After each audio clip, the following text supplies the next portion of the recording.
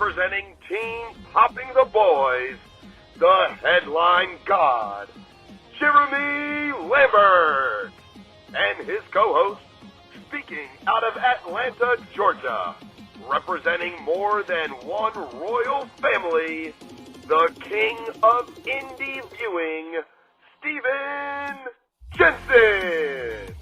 And this is the Spotlight on Fightful.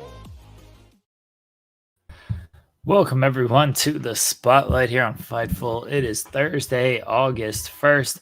I'm Jeremy Lambert. That's Stephen Jensen. And shout out as always to Big Dick MLJ for the intro. Guys, we had a busy show. There's a lot to talk about as always. We got SummerSlam to preview. We're coming off of AEW Dynamite where Bryan Danielson is for some reason going to retire to spend time with his family. That sounds terrible. We had that to talk about. Shane McMahon met with Tony Khan. There's a photo that they did not want taken that was taken or not to get out that got out. ROH Death Before Dishonor happened. A lot of indie stuff going on as well. Again, big weekend just in the world of wrestling with SummerSlam coming to Cleveland. I'll be at SummerSlam. Looking forward to that. So plenty to talk about. And also, this episode is sponsored by Wrestle Rumble. So, guys, leave a Wrestle Rumble in the chat at the end of the show. We'll draw some names. I got the material here in a second. Leave a chat that says Wrestle Rumble. And at the end of the show, right before the interview, we will draw 3 names, give away 3 entries. You get free entry into the Wrestle Rumble Pick'em for WWE SummerSlam. And the first prize for the Pick'em this year is $1,000. So you could, all you got to do, leave a Wrestle Rumble in the chat and you could potentially win $1,000. It's that simple. Yes.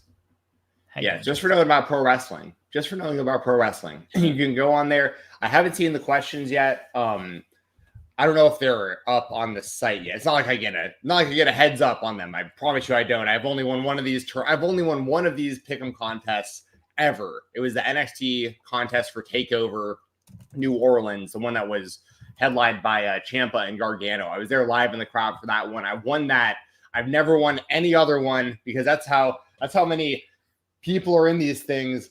The fans that know what they're doing, that are making the picks, that are better than me at this. You beat me pretty much every other time. But I enter all the contests. I enter every single one of them. It's so much fun.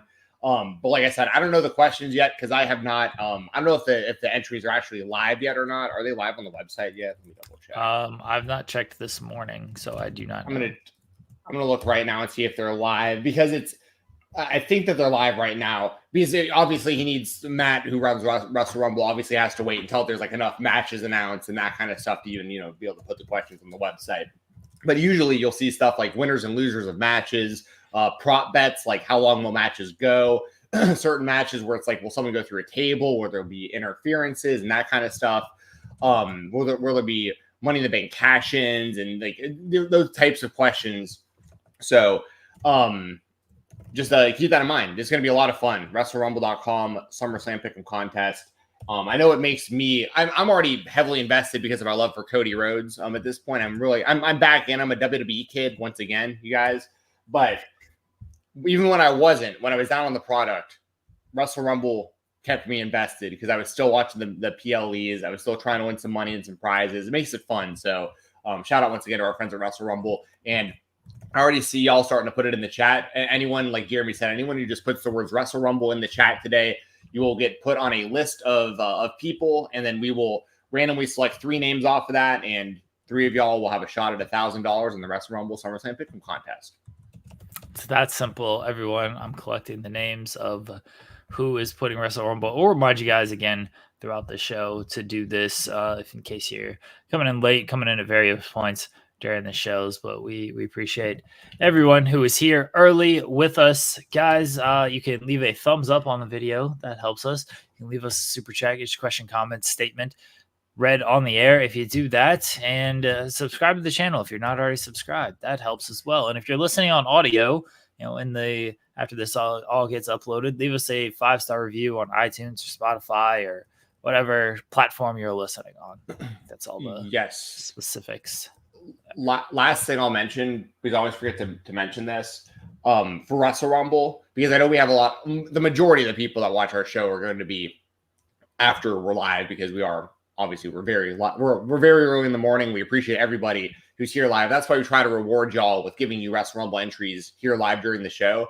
But if you're here and you don't win one and you watch this later on as well, I am going to give some free Wrestle Rumble entries away for SummerSlam Pick'em contest on my X account tomorrow. So like, just keep a lookout that sometime tomorrow during the day. I'll give those away right after SmackDown. So if you miss out today during the show, just look at my Twitter and I will give away some more for free for y'all who can't be here live or who might be here live and don't get picked. So there's going to be some more chances to win $1,000. Just keep a lookout on my Twitter. There you go. All right, we got plenty to talk about. Let's start. Let's start with Shane McMahon. Why not? Shane O'Mac. Over 1 million fans and a great number in the demo tuned in. It was a great show, and I think it's been a run of great shows. So Fightful Select and Wrestle Talk reported that Shane McMahon and Tony Khan had a private meeting in Arlington on Monday at a private airport. And it wasn't so private because a photo came out of, I think we have the photo. Hold on, I can pull this thing up. There we go. Wonderful. So yes, this photo came out. Tony Khan looks very stunned. Shane looks very perturbed. And it was not supposed to get out, according to Sean. It was not supposed to happen. And then it did. And then now the talk is Shane McMahon in AEW. Shane released a statement through Bully Ray last night. Hold on, I'll say what Shane McMahon had. So this is from Bully Ray, who don't believe he's lying or anything. Pretty sure this is from Shane McMahon via Bully Ray. He said, Tony and I were connected through a mutual friend, and we had a great meeting. We talked about many things, but mostly about our shared love for the business and the rewards and challenges of working with family. I congratulated him on the 5-year anniversary of AEW and look forward to how he evolves the business moving forward. So that was Shane's comment on the record of the meeting. Jensen, where you at on this? Because a lot of people are upset. Then there are people like me who think it's the most funniest thing ever. Yeah, but I know I'm not the majority here. So where are you at on this? I mean, I probably fall more on your side than so there's been talk for a minute about Shane potentially going to AEW, but so when it comes to gambling, I'm not going to give anyone gambling advice, but a lot of the gambling that I might potentially do allegedly has a lot to do with the odds. Like, I'm not always taking people that I think are necessarily going to win something. It's just like, oh, well, if they do win, the payout is huge. So, I might go that way when I normally wouldn't. So I just want to put that out there. When I say I would, like, when it comes to Shane McMahon and AEW, and like what I mean by this, if I had like a gun to my head and someone was like, will Shane McMahon go to AEW? Yes or no? Just like a yes or a no. What's your bet? I would have been like, no, I don't think Shane's going to go to AEW. Like, I really don't think that was going to happen. I just didn't see it, especially with how good the WWE has gotten lately. He can get back in there. He kind of stick it to his dad if he wants to, and like have like a good run with him not there as a part of the Triple H and Stephanie and Nick Khan era and stuff if he fit in. So I'm thinking like that. And then this picture comes out, and I'm like, oh shit, no, never mind. No, he's going to AEW. Like, he's like, I don't think this picture. But on the flip side, it's like, what I'm so confused about this. So as I'm saying, I'm kind of thinking out loud here, but my thoughts have gone from like, there's no way he's going to actually go to, yeah, he's probably going if he's meeting with Tony. But if the picture wasn't supposed to get out, then like, who knows? Maybe they were just really having a conversation. But like, I feel what I'm the most confused about is who took the picture and how could they have not known the picture was taken, and then like, how did they not prevent it from getting out if they didn't want it out? That's my biggest thing, is like, you know what I mean? Did someone just in the room with them, or someone they didn't know and didn't trust, and just snap that picture? Tony looks totally thrown off. Like, Like, what are you doing? And Shane just, and it's funny because of the dynamic there, because like Shane's like mogging Tony almost, because like Shane's like standing hunched over him in like the power position, and Tony's sitting down, lower than him. So it's like even just that dynamic looked kind of funny. But anyway, it's just one of those things where like, how, if you didn't want that picture out, who took it and how did you not prevent it from getting out? If there's one person there, you could have easily stopped them, from all. The only thing I can think of, this is just complete reckless speculation. All I can think of is like someone took that picture, they didn't know it was being taken or didn't think whoever took it was really any kind of threat, and then that person must have shared it, and then it got out more after someone else had maybe seen it. I don't know. I just don't know how this gets out without them wanting it out. I'm in agreement, but apparently, according to Sean, who I trust Sean for sure. Yeah, that's why I'm so confused. I'm just setting it up. I'm just setting it up. Sure. Yeah, according to Sean, it was not a leaked thing that they wanted out. It was something that they wanted to keep private, and then it obviously the meeting got out, then the photo got out to confirm the meeting. I'm in agreement with you of I don't know how I assume they know who took it. There are only so many people who are right. Like they were looking clearly at the person who was recording this video / taking this photo. Now that doesn't mean this person is the one who put it out there, because they could have shared it with somebody and it could have just gotten out, and that way maybe their phone got hacked. Don't know. Mercedes joked that she took it. Maybe it's not a joke. I assume it's a joke. She put LOL on there. I thought it was the Beast Mortos, because he went from being on Collision to being on Dynamite to winning on Dynamite to pinning the ROH champion. Yeah. But that's when I thought like they wanted it out there. And so, he got rewarded for like, you do this, we're going to throw something back at you. But now that I've learned they didn't want it out there, I think the Beast Mortos, unless they're trying to throw us off the scent, you never know. Know. Could be the Beast Mortos. Just keep that one in mind, everybody. Yes. So Will McLean asked the question of what I've seen from a lot of people is, who is this for? Definitely not the core AEW audience, and the people you are trying to get aren't going to stick around long term if they even tune in at all. And like, I agree with that sentiment. That's what I've seen a lot of like, this goes against everything AEW was supposed to be. AEW is supposed to be the anti-WWE, the counter to WWE. Having a McMahon, especially, like, nothing against Shane, but it's Shane McMahon, who obviously passed his prime.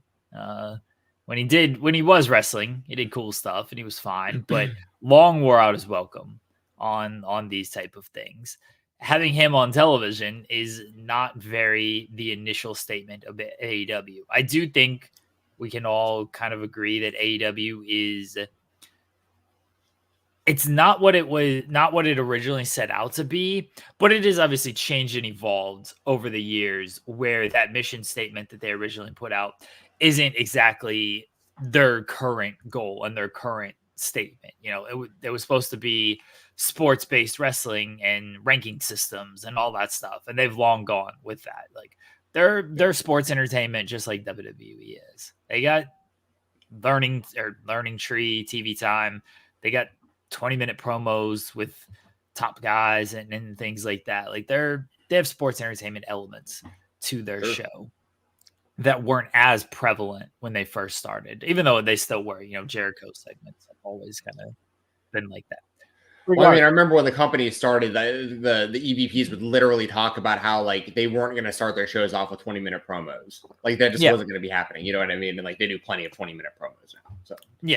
So we can all recognize that it is not the original mission statement. It doesn't hold as true 5 years later, which is fine. Things change, things evolve. Totally understand that. But bringing in Shane McMahon is very far from what their original purpose was. And I do understand the core audience being upset about that, because I'm kind of in agreement of bringing in Shane brings a small curiosity from people who maybe are not watching or paying attention. But then what? Nobody really wants to see Shane as a weekly television person. I don't need an authority figure gimmick. They tried the authority figure stuff over the past couple months. I thought it sucked. I thought they kind of mishandled a lot of it. And now Shane's going to fill that role. Nobody wants him as an active wrestler, I don't think. Certainly not getting the core AEW audience. You can't say that we're the best wrestler and then put, even though he's the best out there. Even though he's the best in the world, yes, you can't put Shane out there. It feels like, and look, this is what I'm all for, by the way. Bring out Shane, give him a live mic, let him say what he wants to say, and then never use him again. And just, that's it for it. I do think if he's hired in some capacity, whether it's an off-screen creative role, whether it's a business role, whatever it might be, I'd do a television segment with him. If I'm going to hire him, I'd put him on TV for at least once, for at least give him a live mic, let him say stuff. And then if he's never on again, fine. I'm with you. I mean, yeah, it's an interesting idea having him as a part of AEW, and how does he fit, and does it actually help their overall business, and how? I think he could be a valuable asset potentially behind the scenes. I'm sure I understand that the Khan family has the business connections that they have throughout the sports world, throughout the entertainment world. It's not like the Khans are going to have a hard time getting in touch with people, but there are probably some people that Shane and the McMahon family have had relationships with over the years that maybe could be beneficial to to AEW's business potentially.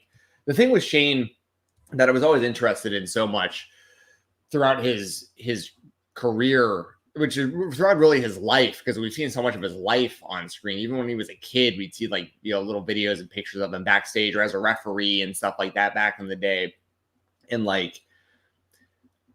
he always, I remember he'd leave the company for these pockets of time. And at one point he went to Asia, or was working for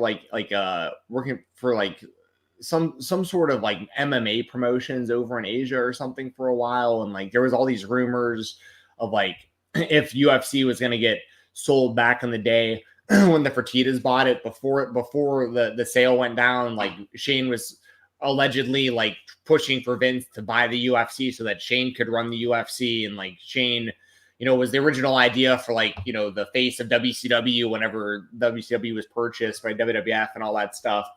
So I've always had this in my mind of Shane clearly had the motivation, or whatever you want to call it, to he wanted to do something on his own. It felt in this space, whether it was wrestling, whether it was MMA. Wrestling probably would have been tough for him because he would have been directly competing with his dad at the time, and that would have been problems for a lot of reasons for that whole family probably. Now that's not really an issue with Vince being out of the picture in the position he's in right now in the public eye and everything. There's not really a threat of that. So it's kind of Shane. What's interesting too is I have no idea what Shane's current relationship, nor do I really want to speculate on this. I have no idea what his current relationship with Triple H and Stephanie is. I have no idea how friendly they are, how often they get together. I have no clue what their relationship is currently. So if they're on good terms, you would think he'd just, if he wanted to be involved, he'd go to the WWE, because this is literally his opportunity to have a Vince-less WWE, if that's what he's wanted for a long time. And now he can finally have that. But maybe he wants to stick it to his family for maybe various reasons. And he's hey, this, and the amount of buzz that does create, at least initially, is pretty huge. Just the idea of a McMahon in another wrestling company is pretty nuts. When you really think about Shane actually, imagine if Shane McMahon would have showed up on TNA in 2005. You know what I mean? We it would never happen. We would have never, that just would have never happened. And so it's very interesting, but to your point, I mean, the last time we saw Shane actually wrestle, it was that match where he injured himself, right? And then Snoop Dogg had to like save it with the people's elbow or whatever. Yeah, the greatest match in WrestleMania history, Snoop Dogg against The Miz. Yeah, right up your alley, nice and short. And listen, you got to give Snoop Dogg credit for that. As like goofy as it all looked, for him to actually pull that off on the fly, like recognize what was happening around him. Somebody must have told him from the outside, like, "Yo, just do something. You got to beat The Miz." And like he has enough knowledge of the actual WWE product to be like, "I'm gonna hit my favorite moves and pin The Miz, and we'll make this work." So like, greatest Snoop worker Dogg, of all time, Snoop Dogg. Hey, he called it on the fly. I have serious respect for that, you know. So like, I want to throw that out there too. But for Shane, you know, I always liked him as a wrestler. I thought he had some awesome matches back in like the 90s, early 2000s. Obviously, his stuff with Kurt Angle was awesome. His stuff with like Big Show and Test and all that stuff, X-Pac. I was there live at WrestleMania in Orlando when he wrestled AJ Styles, and that match. I actually expected it to be pretty good, but I feel like it even over delivered from what people expected. I thought it was like really, really good. So I've always been a Shane fan. Him and his dad at WrestleMania was also, you know, good stuff too. So anyway, my point is, I have a lot of love and a lot of respect for Shane O'Mac. I have for a very long time, but in AEW, I don't know. I don't know. You absolutely have to give him a live microphone. Like if you bring him in, you have to do that at least once. You're 1,000,000% right about that, because that's the biggest value you could get out of him as far as like an on-screen asset would be how many people tune in to hear what he has to say and what the hell is he going to talk about? You know what I mean? So I totally agree there. And then I feel like he could be an asset backstage, but for him to be like a regular part of television outside of maybe like a general manager type thing, which like you said, has not been great up to this point on screen for AEW. Maybe there's potential there, but you definitely don't want him to be like a regular wrestler or even a wrestler who's beating any of the current roster of AEW, because that completely contradicts the initial mission statement, like you said. Well, although the mission statement has changed quite significantly over the last 5 years of the company, that's too jarring, I feel like, even for that. Like to have Shane come in and beat like one of your top guys or something in AEW, I feel like it's a bad look. It's not what the AEW audience probably wants to see. But as a fan of AEW and a fan of Shane, I legitimately do want to see Shane with a live microphone on AEW television, 100%. Imagine just what that man would say. I don't know if he'd go full. I don't know if he'd go full scorched earth, but like he should, because it'd be lame if it was just like, it's great to be here in AEW. You know, Tony Khan has a great vision. Everything's great. He just says great a bunch of times, and that's it. That would be lame. Yeah, that would. He'd have to bury people. Otherwise, what's the point? Yeah. I see people in the chat asking, yes, we are doing a Wrestle Rumble giveaway today for SummerSlam for the Pick'em contest. So keep those Wrestle Rumbles coming. We see a lot of them today. We appreciate y'all. And as I mentioned at the top of the show, I'll give away some entries on my X at @FightTalk_ tomorrow after SmackDown. So the entries will be live during the day, and then I'll pick the winners after SmackDown. So we're giving away Wrestle Rumble entries today and tomorrow. So keep your eyes out for those. I know Meltzer reported that Shane wanted to return to WWE and they had no interest, and this might be a leverage thing for them. Like, I don't rule that out for Shane either, if he was interested in going back to WWE. I mean, look, his last appearance was the blown quad incident, where it was a year after the whole Rumble fiasco, which honestly ruled. He wanted to beat up Brock Lesnar. I forgot about that. Oh my gosh. Because he got like shunned from like the company after that, right? Because like the way he booked himself. Yeah. Awesome. Shane McMahon just booking himself as a badass who beats up Brock Lesnar. Amazing. He eliminated Kevin Owens in that thing. He eliminated Owens. He beat up Riddle, and he wanted to beat up Brock, and Brock was like, absolutely not. That's such a funny idea. Imagine like pitching that if you're Shane. You're just like, I wonder if like Shane goes to Brock with that, or Vince goes to Brock with that, or whoever, Triple H. Or like, I don't think anybody went to Brock with that.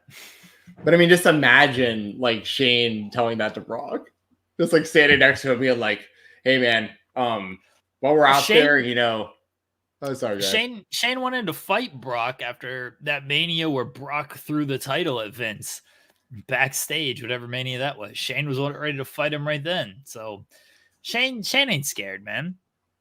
Yeah.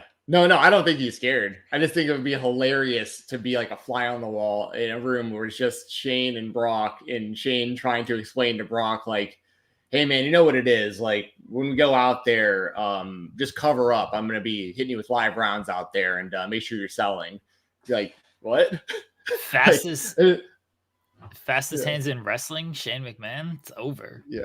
It's so funny because like he has some of the worst strikes of like anyone ever, but like, but the way he's like gotten them over is like that he's one of the best strikers, and it's so funny. But it's worked for him. So it's worked for him so well throughout his career. The whole package of Shane O'Mac has worked for decades. So I'm not knocking it. I just think it's funny. Because everyone sees it. Everyone sees him out there throwing those like half pillow punches and stuff, but people just sell their asses off for it, and he bounces around like he's floating like a butterfly, singing like a bee. It's so funny. But anyway, greatest striker in the history of wrestling. Mm-hmm. Hey, kayfabe, actually, yeah, he's way up there. But yeah, I don't know. That was a really funny concept, though. The idea of him going in and like him going in there, like it's like, hey, Riddle, I know you got the MMA background. You were like on like a 6-fight winning streak when you got let go from the UFC because of weed. But I'm gonna need you to go out there and cover up, brother, because once again, live rounds coming your way, and I'm gonna need you to keep selling. So it's just so funny because he targeted like the most legitimate people in the match. If you're gonna go out there and prove you're the best striker, you go after legit shooters out there. That's the way to do it. Yeah, I love that. That's so great. He rules. He does. But yeah, I mean, whatever Shane winds up doing, I'm interested. Like I said, I think it'd be incredibly interesting. It would pop a big rating for AEW if it was advertised. I think it would pop a big rating for AEW if it was advertised ahead of time that Shane was going to have a live microphone to open Dynamite. I think a lot of people would tune in for that. What's a big rating? Did they get 1 million? I think they get 1 million for that. Okay. I do. Because you should put him on TV every week if he's going to pop 1 million. That's 300,000 more than they're getting now. I don't think that they would pop 1 million every week, but I think similar to like CM Punk returns and stuff like that, there would be enough. The reason I think that it's possible is because I think there'd be enough people that are WWE fans that don't normally watch the WWE that would tune in to just out of curiosity to see what he has to say. Like enough people that don't normally watch AEW would watch AEW because they want to hear what Shane says. The last true jaw in wrestling, Shane McMahon. Yeah. AEW's going to lose a draw full time anyway.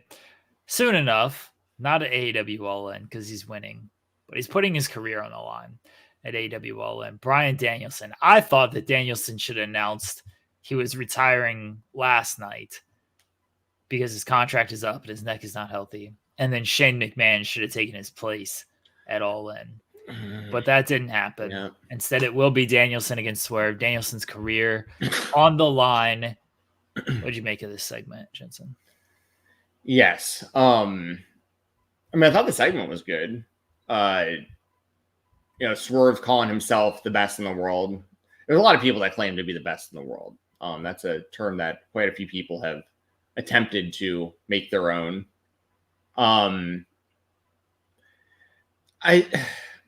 I can't honestly tell if this makes me more or less or interested the same amount that I already was in Swerve or Danielson, because now I feel like it's even more obvious that Danielson's winning because they made it really, really clear up until last night that Danielson was ending his full-time career. They were very specific in all of this that it was his full-time career was coming to an end.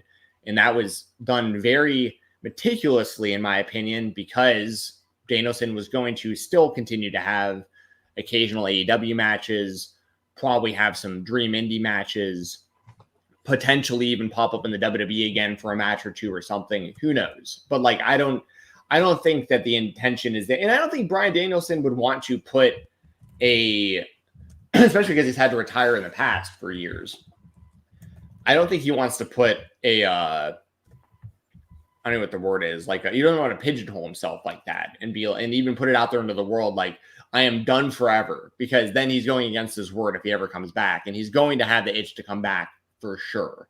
So, honestly, all this stipulation did was make it, in my opinion, make it more obvious that Danielson's going to win at All In, which I don't necessarily like, because I think Danielson was going to win. That was my prediction anyways before all of this. I do think Danielson's going to win it All In, whether his career is on the line or not.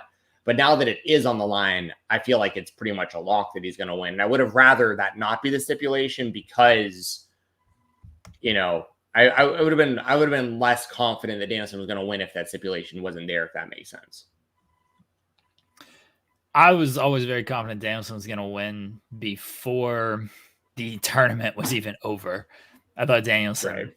The Hangman entering the tournament was like the pause that I had of like, oh, Hangman makes a lot of sense to win this tournament and face Swerve. Once Hangman lost, Danielson beat him, I was confident Danielson was going to beat Swerve at All In. The retirement stipulation gives me more confidence, because we know he's not going to fully retire. I mean, he's even said, like, I'm only doing part-time retirement. Like, I'm retiring full-time as a wrestler, but I still plan on like wrestling basically until I can't wrestle anymore. So I don't think he's going to do any type of retirement. I think he's going to win the title. I think he's going to go on to defend it for a little while, and then eventually he'll lose it, and then he'll just be a part-time guy. But him putting his career on the line, it added stakes, obviously, to the match. I know a lot of people felt it needed more, because Hangman is very hot, and Hangman seemed to be the feud for Swerve and seemed to be the biggest possible match for Swerve. They've not only added stakes with Danielson putting his career on the line, they kind of cooled off Hangman in a way by having him lose to Darby. I know you want to talk a little bit about that, but what do you think of that finish? Of the finish of Darby and Hangman? Yeah. It's another case kind of similar in a way to the Ospreay MJF loss the other week, where Hangman basically cost himself the match. I mean, he had Darby dead to rights, hit him with two dead eyes back to back, and could have pinned him right there, and then had to go for that last buckshot and got rolled up. But I mean, I'm not against Darby winning necessarily, because I'm a huge Darby fan, and I think he should be positioned towards the top. And he's going to have a TNT title match soon, even though I think he should be in the world title mix, which he also is, because he won that like Grand Slam Rumble or whatever, so that he's going to be getting a shot at the title. So there's a lot going on with Darby right now, where he needs to be presented as one of the top guys and be getting big wins. So I don't necessarily have an issue with him beating Hangman. But the finish was, Hangman screwed himself. But I will say some of those spots in that match were nuts, especially the fallaway slam, like into like the edges of the ring steps. Like, Darby's a maniac for the stuff that he does out there. We take that for granted because we're so used to him doing this kind of stuff, but that dude's insane. But anyway, yeah, I thought the match was actually really good. I really enjoyed it. I'm a huge fan of both Hangman and Darby, but I didn't really love that Hangman cost himself. But at the same time, that's kind of the story, right? Is Hangman just like losing his mind, and eventually he'll get back at Swerve. So that's how I felt about it. I liked that they did an actual finish. When they booked this match, it was like, well, somebody's got to lose. Who's going to lose? Hangman losing made more sense because he doesn't have a program for All In. I don't know who he's going to face. I know everybody keeps saying Okada, but outside of like two little backstage segments, they haven't done a whole lot there. Jarrett seems to be more of what they're setting up. And I don't know I don't think that's a good match for Hangman. Like, that's the story that they're kind of telling. So I get it. It makes sense from that story perspective, but that just feels a little weak. If that's the match, like, Okada they have time to set it up more. Hangman continues to just lose his mind as he cost himself basically against Darby. He upset the Elite in Blood and Guts by just going after Swerve, even though I don't feel like that should have made the Elite all that upset the way he was going after Swerve. So like there's ways to get there with Hangman and Okada to add some heat to that going into All In. But I don't know if people want Hangman and Swerve. Like that's what everyone wants. And obviously they're not going to get that for the time being. And Hangman, he's a heel. He's doing heel things. Okada is a heel. So you're basically doing a heel versus heel match at this show as well. And I don't know how that plays. Like, I think people will be fine with it because it's two very good wrestlers. And at the end of the day, they're just going to cheer the wrestling. But a heel versus heel match can be tough, especially in a stadium kind of setting. Face versus face matches work a lot better in a stadium setting. Like, as we saw last year with Cole and MJF, like that actually played pretty well in the stadium. A heel versus heel match might be tough to pull off in a stadium setting. Yeah, and we're basically getting face versus face this year with Swerve and Danielson too. I mean, Swerve's going to play that as the heel though. No, he is, but he's still. I mean, I've said it 1,000 times. He's been a heel this entire time. I still view him as the heel and Hangman as the babyface in this whole scenario. But it's just the way the fans are going to react to it and the way that they can kind of play into that week to week to kind of guide the audience. But like, yeah, they're clearly positioning Swerve as like the heel between him and Danielson. But I still think he's going to get pretty big babyface reactions. Like, and the match is going to be good, and both guys are going to be getting massive pops. But at the end of the day, I think that the majority of the crowd is going to be behind Danielson in just the whole concept of him winning the world title and not having to retire. Fans are going to get really behind him. So, I mean, and then, who does Hangman wrestle at All In? I mean, I think Jarrett is probably a pretty good choice, but for me, it's almost like if you have no one else, just give me like a random like Hangman versus Kyle O'Reilly match or something. Just give me like a banger of a match that Hangman should win. Like, I'm just throwing out a random name, but not I shouldn't say random name. I'm a huge Kyle O'Reilly fan. I just want to see Hangman have a good match that he winds up winning and then moves on to Swerve soon again. Because that's really what that's like you mentioned. We're really just placeholders right now until we get back to Swerve and Hangman. But I don't think Swerve and Hangman will be for the title unless Hangman wins the title, which you've talked about before too, with us, me and you on the show about maybe Hangman's going to win the title sometime soon, and then like he'll be the champion going into the next Swerve match. There's a lot of ways I can go with it, but they got to get back to Swerve and Hangman, so it just kind of feels like anything Hangman does until then just kind of like a placeholder. I hope they have some sort of plan for Hangman, because him coming back the way he did, going after Swerve, the way he did what should have been set up for All In. I know it's not, but what felt like it should have been the setup for All In. I've said this a lot on this show. Hangman is main character, AEW. The best thing they've done was the Hangman story.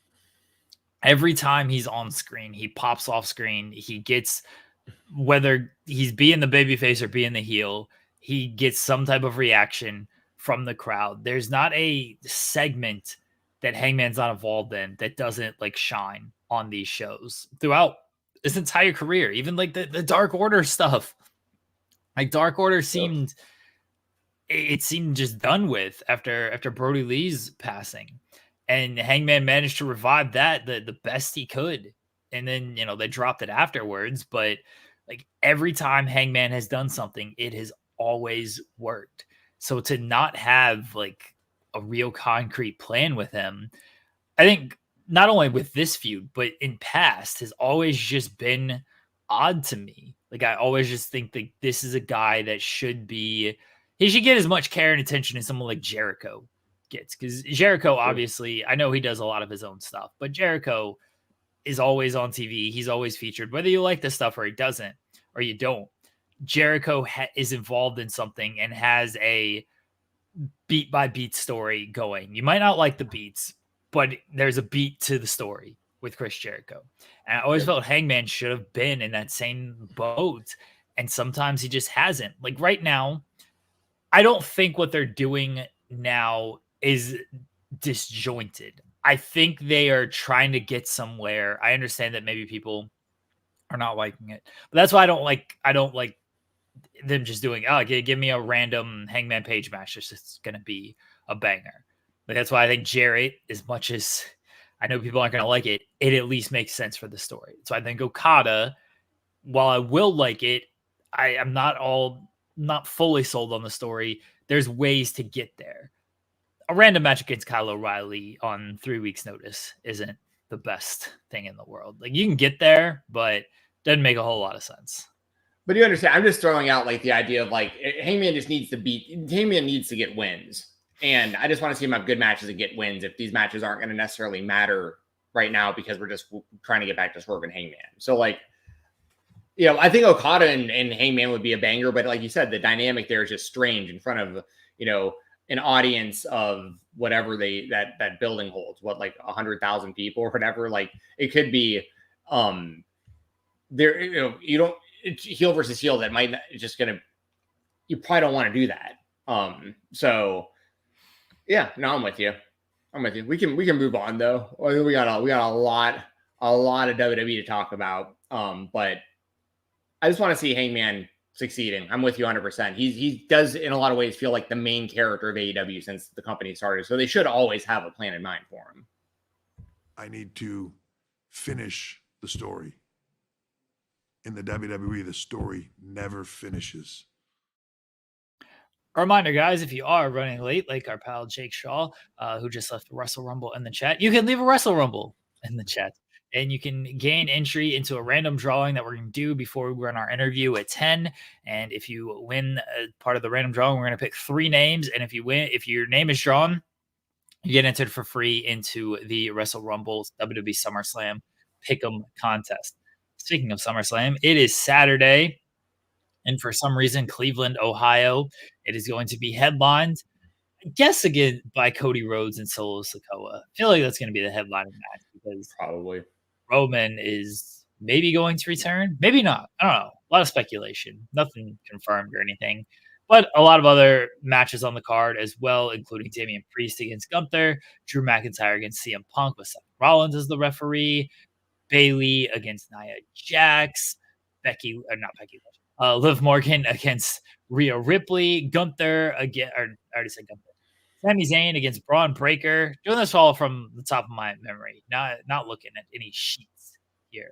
I think that's everything. I feel like I probably missed something, but that's the full lineup. Yeah, Priest versus Gunther, Bayley versus Nia, Liv versus Rhea, Cody versus Solo, Logan Paul versus LA Knight. Oh yeah, yeah.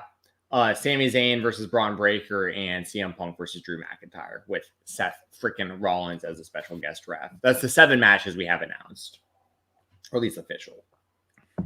All right. What are your thoughts on this, Jensen? What are your thoughts on old CM Punk against Drew McIntyre? I know that's the big one for you.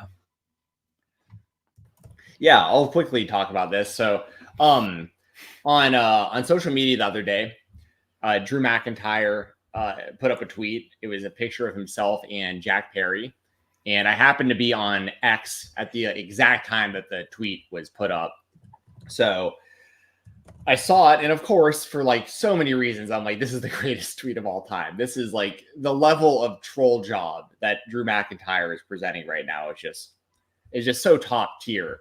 And when he put that out, I need to preface this all by saying, I legitimately think that anything that's been done between Drew McIntyre and CM Punk in this entire feud has been agreed to by both guys, even if it wasn't like to the exact T of like, I'm going to put this thing out. Like the two of them have some sort of agreement where it's like, they know where the line is. And a massive part of this feud, I've talked about this for months on this show.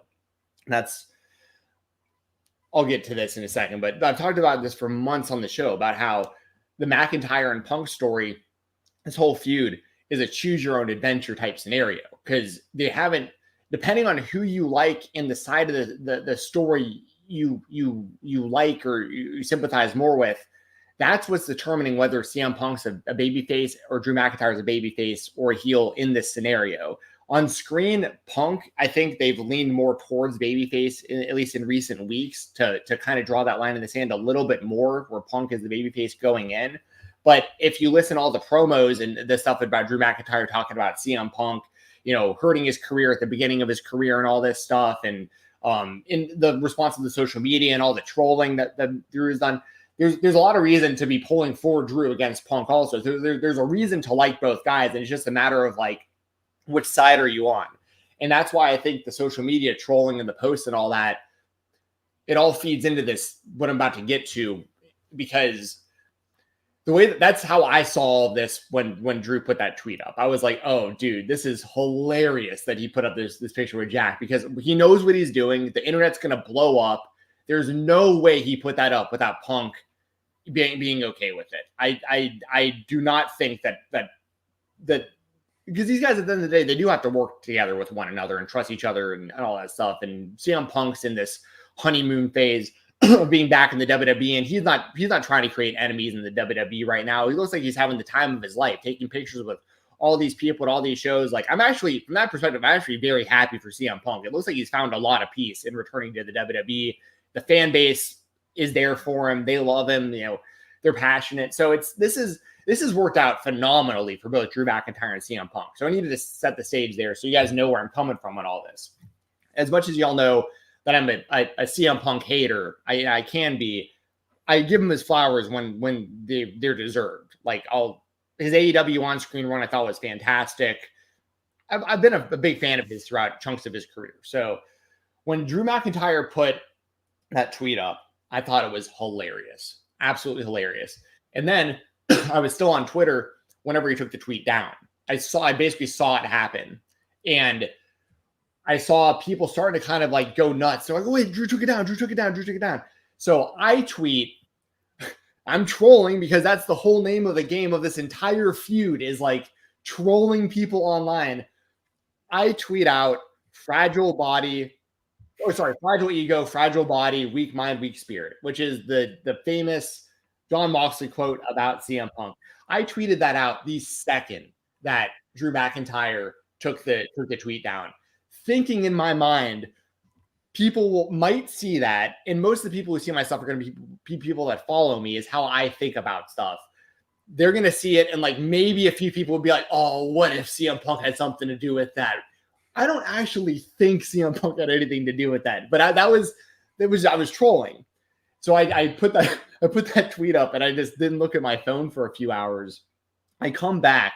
The tweet has it's nearing on 1,000 likes. It's like there's all these comments underneath it, and there was three types of groups of people that were commenting. The first group of people were CM Punk fans, just like regular fans that might be overly passionate, but I don't mind that at all. Like, it'd be the same as me tweeting about the Minnesota Vikings. Every time I tweet about the Vikings, there's someone in the comments about how the Vikings suck, about how the Packers are better, blah, blah, blah.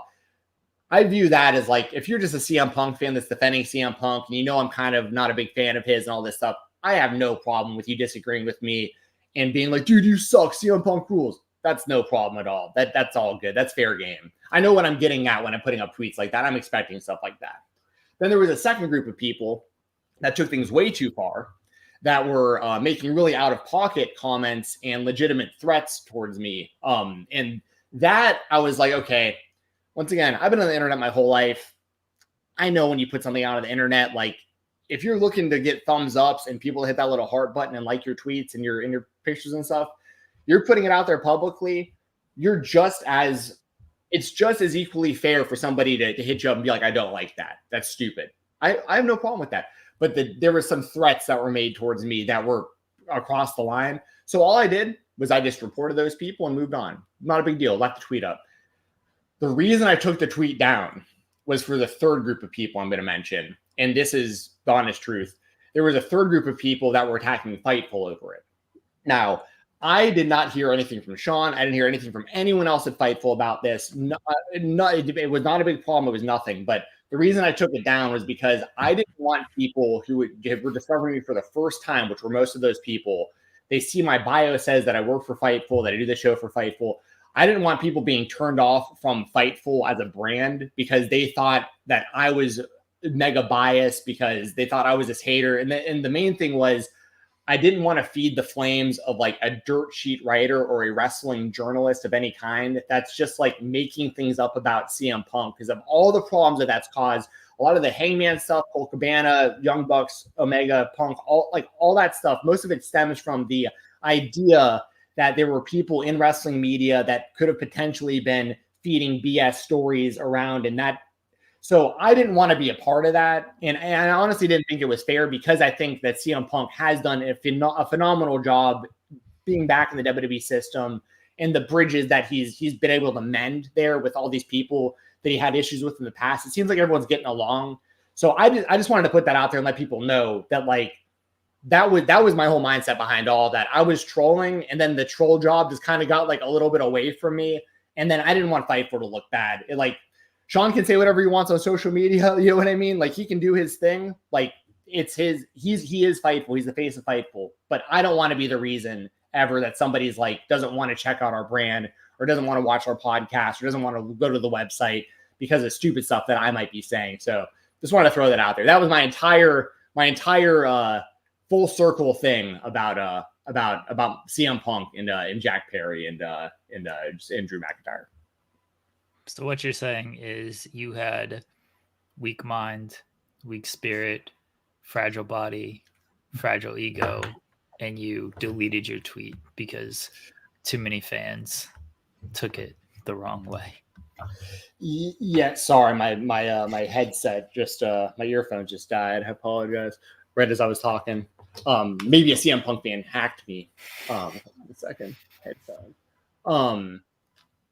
Can you still hear me okay? Yeah. Oh, I lost you. Hold on. Sorry, guys. My wireless headphones are not working. Speaker, mic. Here I am doing this tremendous troll job on Jensen, and then his headphones don't even work. Yeah, sorry, I've got you now. But yeah, no, But I mean, it was one of those things. Like I didn't take the tweet down because of CM Punk fans being CM Punk fans. I didn't take it down because of even like legitimate death threats. I took it down because I don't want to be a bad look for Fightful. Straight up. I know that might sound super weak and super lame, but like I don't want to make Fightful look bad. I don't want somebody who's like a fan of like, you know, any of our post shows or something to see my tweet and me for the first time and be like, I'm not tuning into Fightful anymore because of this idiot. So just want anything to do. Oh, I assume people do that all the time with me. My whole Twitter is trolling and sarcasm. I get it every single day, just about. Anytime I basically do a troll tweet, I get look at Fightful. They're paid by this person. They're paid by that person. I'm like, all right, if you believe that, if you want to think that, I do not care. And if other people are going to be like, oh yeah, Fightful, I'm not going to check them out because they're paid by this person, then I probably don't want that person listening to the show anyway, honestly, if they're going to take that opinion from somebody. Yeah, I understand. And I don't think that's necessarily the wrong mindset to have. I just personally don't want to be that reason. It's all, you know, that's all it is. I've been here for like 6 years or whatever it is. And I don't think about it too much because I'm not very active on social media anymore. I'm really not. For people who don't know, I was the social media manager for MMA On Point for years, to where like I was always on social media. And once I didn't have to do that anymore and left, I just don't have that much interest in really being on social media much. So whenever I tweet, usually there's not a whole lot of interaction. And when I do, I'm usually assuming it's just going to be people that follow me that kind of know my vibe or know, you know, kind of what I like and what I don't like in wrestling or whatever. But then every now and then you have a tweet blow up, and then like people from the outside that don't know you or don't know you're being sarcastic, they see it, then they see Fightful in the bio and they're like, oh, here we go, another loser from Fightful that's just going to hate on CM Punk and make up stuff about him. And it's like, shit, you're right. I don't want to be a part of that. So, well, they're not right. Those people are not. No, but they are right from the sense of like, if you saw because here's what I didn't realize. By the time I got back to Twitter, there actually was a very strong online discourse of fans that actually believed CM Punk was the reason the tweet got taken down. So like by the time people were seeing my tweet, they're thinking I'm a part of that.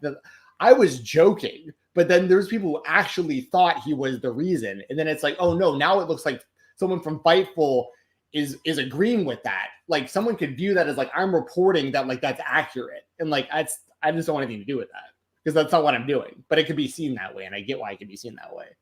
Here's what you got to realize, Jensen. We'll preview SummerSlam at some point, folks, maybe. These people, one, do not care as much as, like, you have a conscience, and I appreciate that, and I respect that. Most of these people don't. They are going to tweet what they're going to tweet, and then they're going to move on, and they're not going to think about it anymore. And that's how Twitter works in general. I tweet stuff all the time that, like, is it taken out of context, or maybe I do a bad job of explaining, or it's tough to have a real discourse on Twitter, like to have an actual conversation. Happens all the time with me. Like my serious tweets are when I try to do those, people are like, oh, what do you mean by this? Blah, blah, blah. Like when I talked about AEW shows being too long or having too many matches, tried to have a, prestige conversation. Bad idea by me. So everybody just talking about, AEW, you must hate AEW. Why do wrestling fans hate wrestling? Why do they hate long shows? Blah, blah, blah, blah, blah, blah, blah. And then what happens is 5 hours later, maybe not even, people just move on and they're on to the next thing that upsets them. And they don't even remember who started it, who said what. Like everybody just moves on.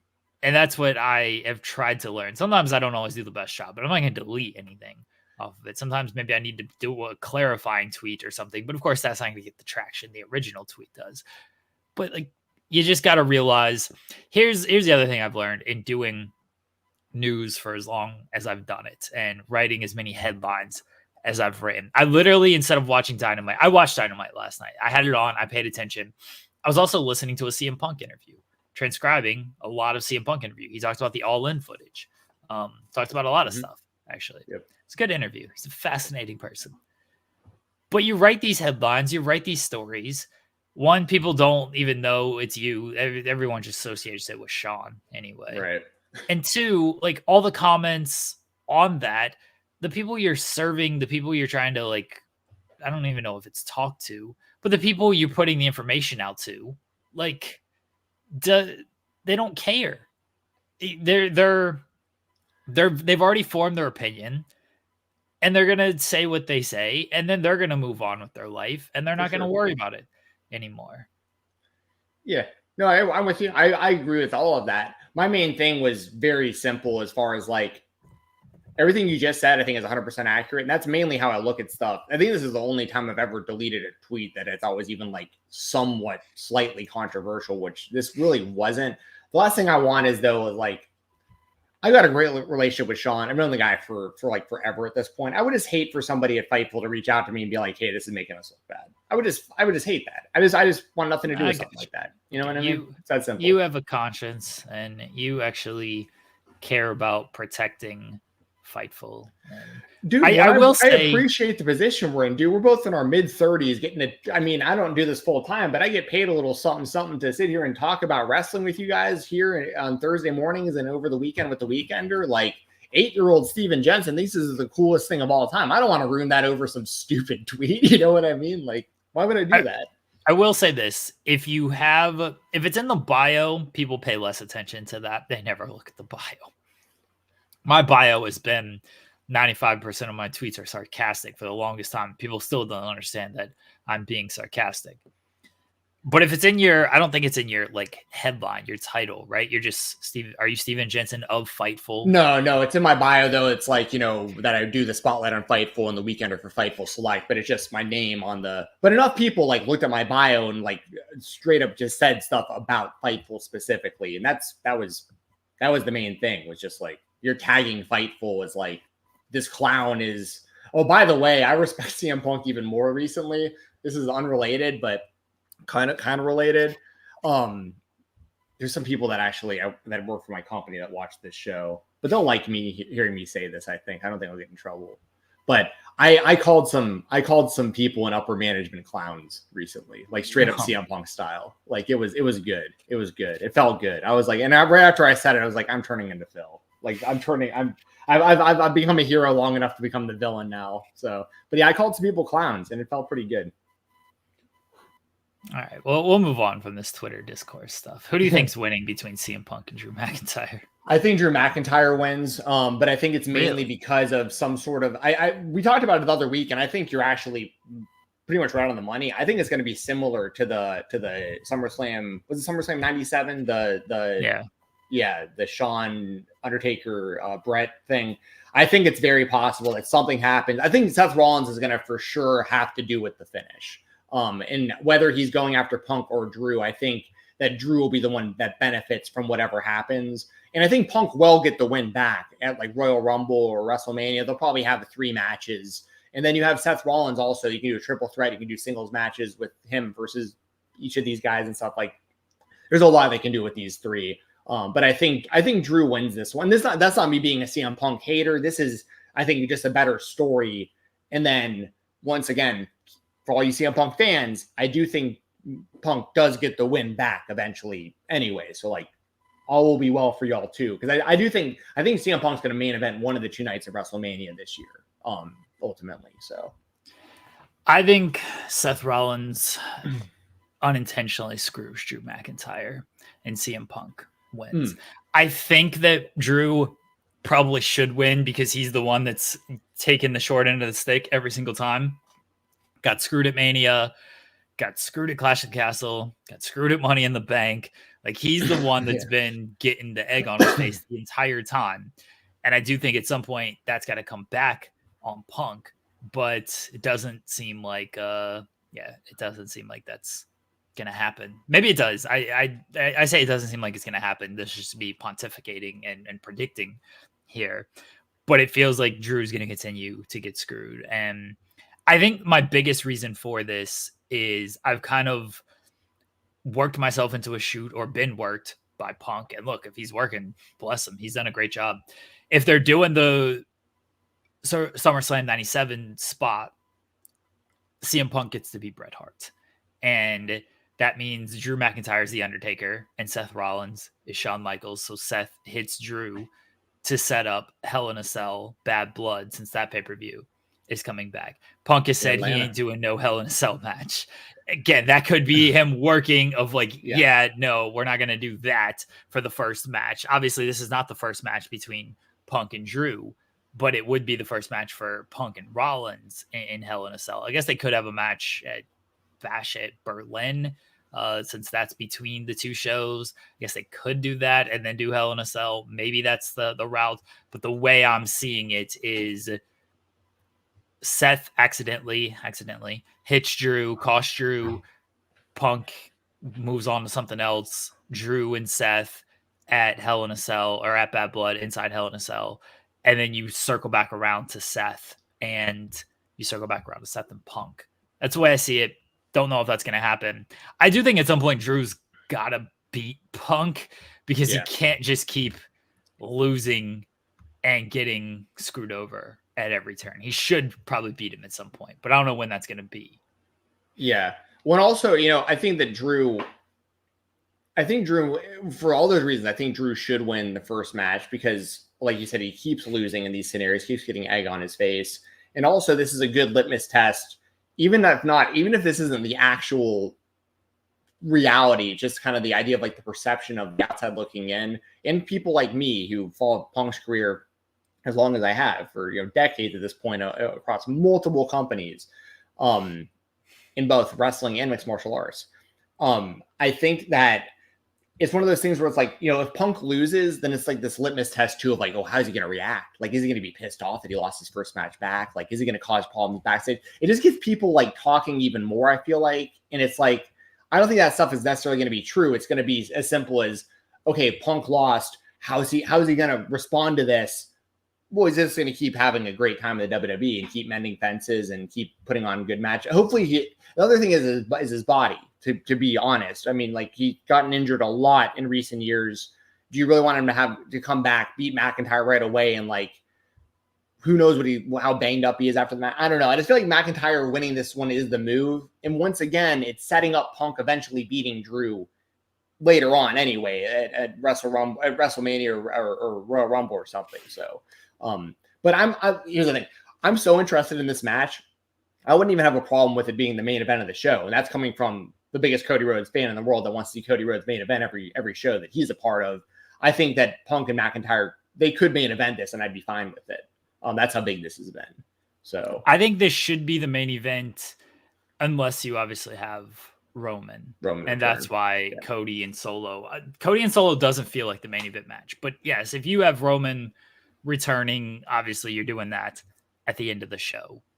But otherwise, like if you don't have that, I would have this be the main event. So you're not even creating the expectation, because I think if Cody and Solo is the main event, that's going to be the expectation is, oh, Roman's probably coming back here, because Cody and Solo just doesn't feel like the main event. There's going to be a bunch of run-ins. We know that. Like the Bloodline's going to come in. I assume we get Kevin and Randy coming in, and then obviously Roman is coming at some point. Yeah.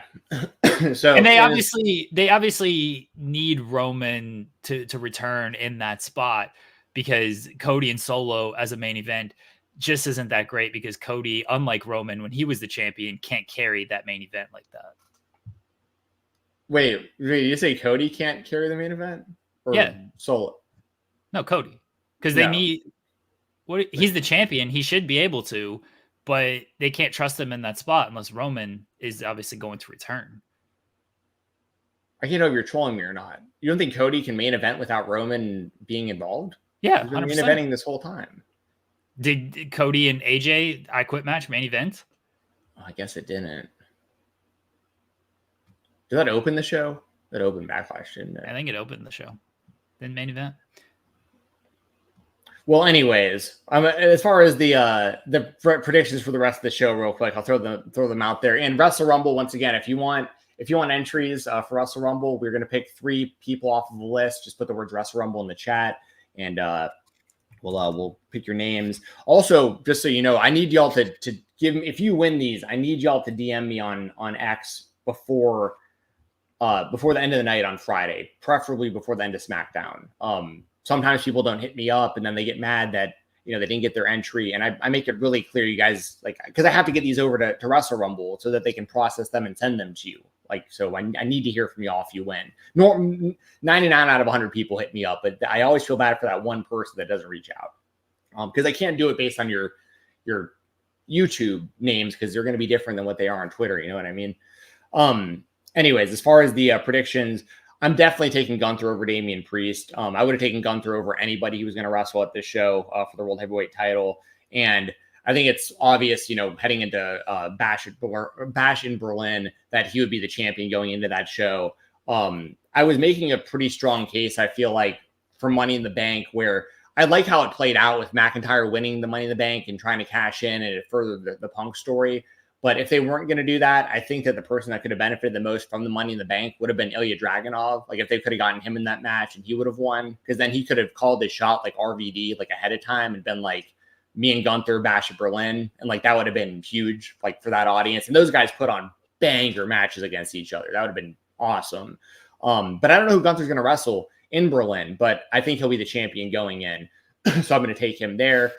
But honestly, most of these matches are really hard to predict, in my opinion. Well, I shouldn't say really hard, but I like Bayley and Nia Jax, I'm pretty torn on. Liv and Rhea, I'm pretty torn on. I think Cody's going to clearly retain over Solo, and I do think that we get Roman Reigns afterwards as well. I think Cody's going to beat Solo, and then Roman will come out and be like, how's it feel to lose? You know what I mean? Talking about you can't lose, kind of so thing. Lame.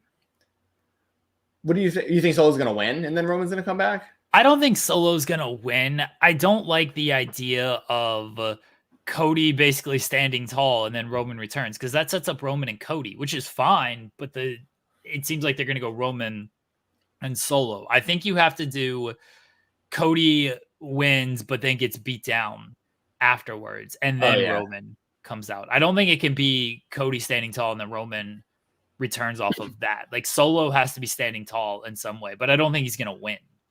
That's a good call. I think that's probably exactly what will happen. I think that's a really good call. Cody wins, but then the Bloodline's beating him down. Maybe Tala Tonga, aka Hikuleo. Solo winning, by the way, and then Roman returning is my chaos scenario. Is they actually just go and put the title on Solo. We do good numbers for this show next Thursday because people will be watching me tearing my apartment apart. Imagine if Solo is the guy to dethrone Cody. No. I'm not going to get hung up on this too much. We only got 15 minutes before 1:00 for the shoot job. I'm going to go down a rabbit hole of my love for Cody. The real tribal chief beating Cody Rhodes. No. So I'm taking Cody over Solo. I think LA Knight beats Logan Paul in this one for the US title. There's going to be a lot of eyes on this, a lot of social media posts. SummerSlam's a huge show. LA Knight calls himself the megastar. This is a good opportunity. Like, if they're going to have LA Knight beat Logan Paul, like, this would be the stage to do it. And it'll get a lot of, once again, it'll get a lot of social media buzz, and it'll help LA Knight as far as like being even more well-known in like the mainstream outside of wrestling. So I'm going to take LA Knight. I'm going to take Braun Breaker over Sami Zayn. I feel like that's the only reason Braun Breaker didn't win their last time, was to set it up for him to win the IC title here. I'm taking Drew over Punk. I'm going to take Liv over Rhea, but Rhea will get the title back eventually. And I'm going to take Nia over Bayley, but I'm really, really torn on that one. That one's tough, but I think both King and Queen of the Ring wind up leaving as champions. Really? Okay. I don't know if Nia's going to win. It feels like maybe Bayley wins and Tiffany cashes in. That's a good call too. I definitely think Tiffany's going to be the champion soon, regardless. I'm with you there. I do want to give Nia a ton of credit. Like, I used to bash Nia bad before she left the WWE, and ever since she's come back, I think she's gotten significantly better. And I actually enjoy watching her on the show at this point. She's one of my favorites, like, unironically. So I've always liked Bayley, so I think this is going to actually be pretty good. Move on to our other spotlight. Our product is what it is. We're going straight up the middle. ROH Death Before Dishonor last week felt like a lifetime ago at this point. It was about a week. I think the biggest thing coming out of this was Red Velvet beating Billie Starkz to win the ROH Women's Television Championship. What'd you make of the show overall and this match, Jensen? I literally went on X right when this match ended, and I just started refreshing Mouse's Twitter. I was like, what's he got to say? And I think he just said, like, well, fuck, or something like that. Yeah, I mean, I'm definitely surprised by Billie losing to Red Velvet. I didn't see that because I don't think she defended the title on, was it you who tweeted that out and Mouse corrected? Okay.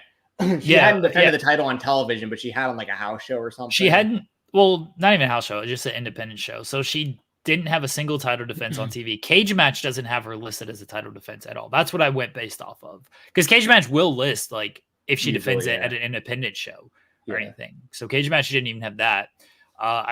Mouse explained the situation to me. I won't get into it, but he explained it to me, and I was like, okay.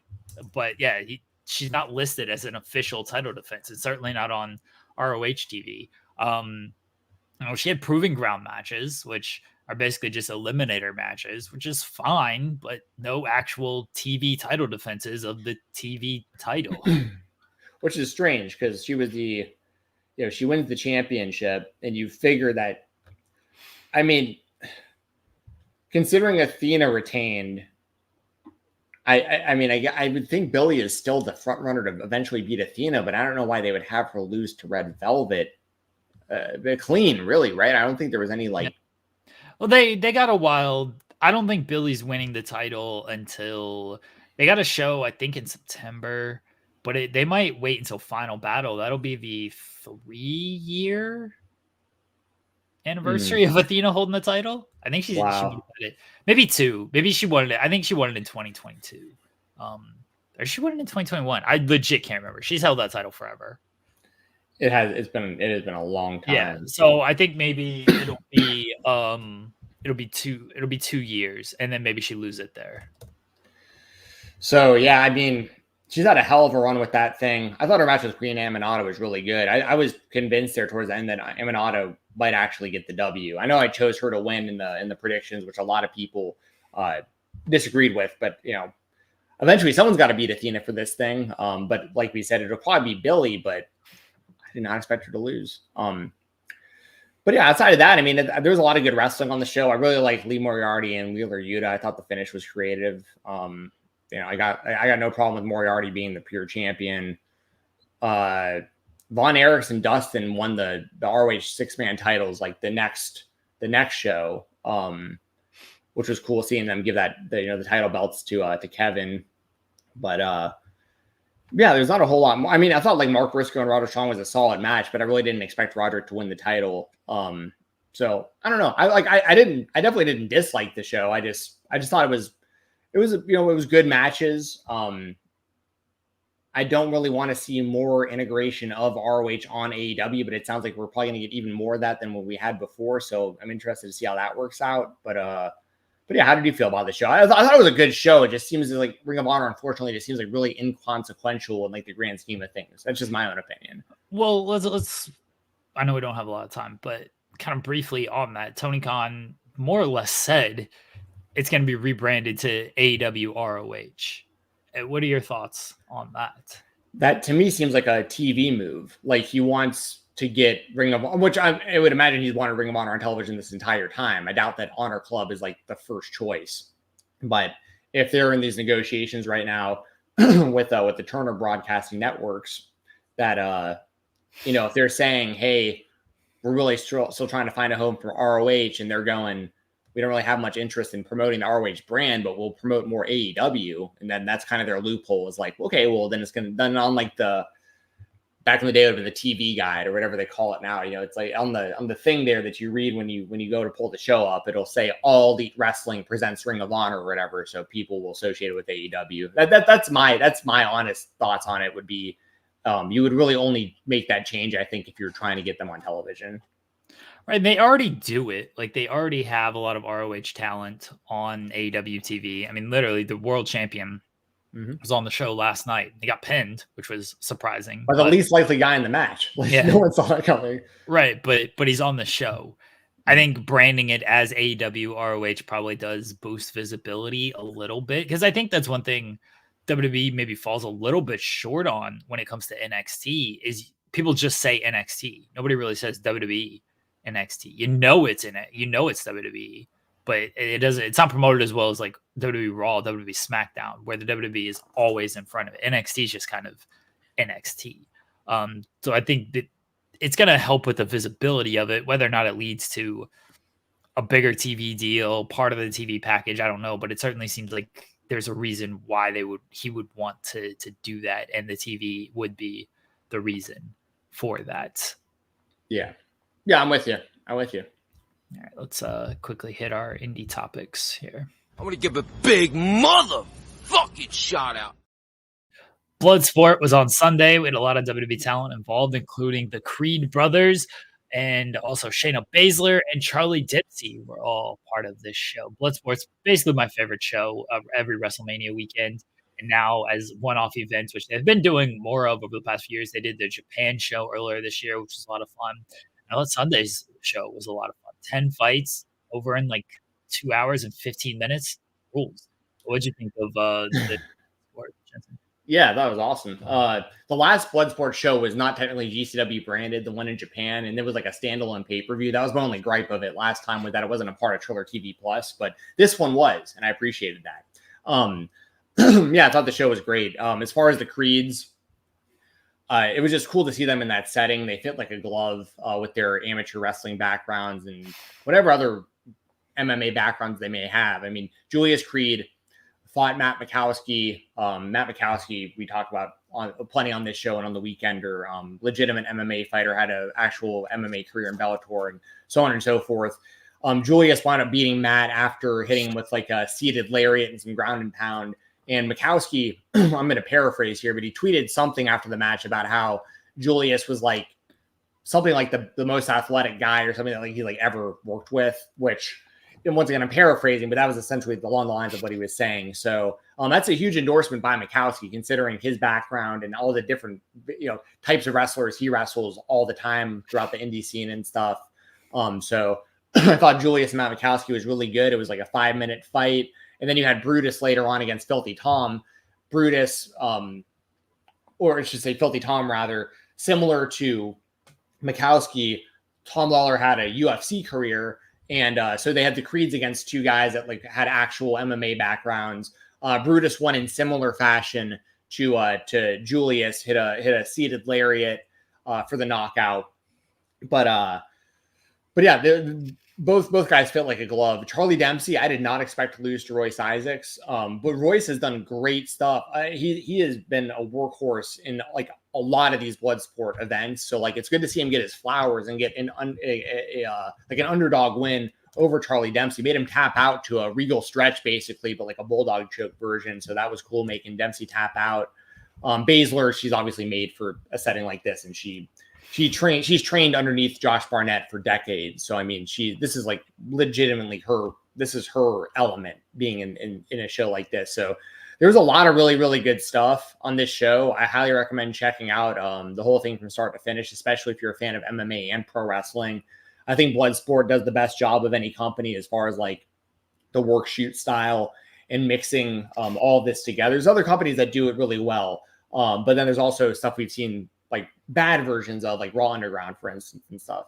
But I love that you could even have a match like Speedball Mike Bailey versus Akira. It's like 3 minutes long, and Bailey wins with a crow cop left high kick, flash knockout. You know what I mean? Akira is like trying to fight the referees because he doesn't know what's going on. Like, I love that type of stuff. So yeah, I thoroughly enjoyed Bloodsport. Bloodsport, again, I think it's always the best show. It's different than what you see because it's treated as real. I said this on In the Weeds, and I'll kind of repeat it quickly here. I wish they would play into the records a little bit more. Of this guy has a really good winning record, he should be facing this person. Like, I wish they would do a little bit more with that. But that's, instead of just treating like everybody's basically 0-0, here's a cool fight for doing a cool fight. Because I think they could do something with that. I thought Shayna and Yamashita was really great, though. The tombstone being kind of a finish, ruled off of a kick as well, just catching it, turning. Those were really, really good finish. Yeah, and the Creeds were great. Charlie Dempsey losing was very surprising. The other Indie Spotlight, Jinder Mahal, the former Jinder Mahal, Raj Dhesi, defeating Dominic Garrini to win the BLP heavyweight title. Yes. So the way that this all went down is, excuse me, Kevin Koo was the long-running BLP heavyweight champion, and he was recently injured and had to pull out a lot of the bookings that him and that VIF were planning to do. Koo fought through the injury to do the Dana Makabe retirement match at SCI weekend a couple weeks ago, because of the relationship him and Makabe have. They're very, very good friends, and like that needed to be Makabe's retirement match. So Koo was able to get through that, but he couldn't make the match against Raj at BLP. So instead, they had Dominic Garrini, who of course is his longtime tag team partner in Violence is Forever. Garrini defended Koo's title against Raj at BLP. So that's how we got to that. And then Raj, of course, did wind up winning the title. Basically hit him with like a running super kick, and then his the Colossus, like Cobra Clutch slam that he's known to do, and pinned Dominic Garrini to become the BLP champion. So I'm happy for Raj. I mean, between that and he's getting regular appearances at GCW now.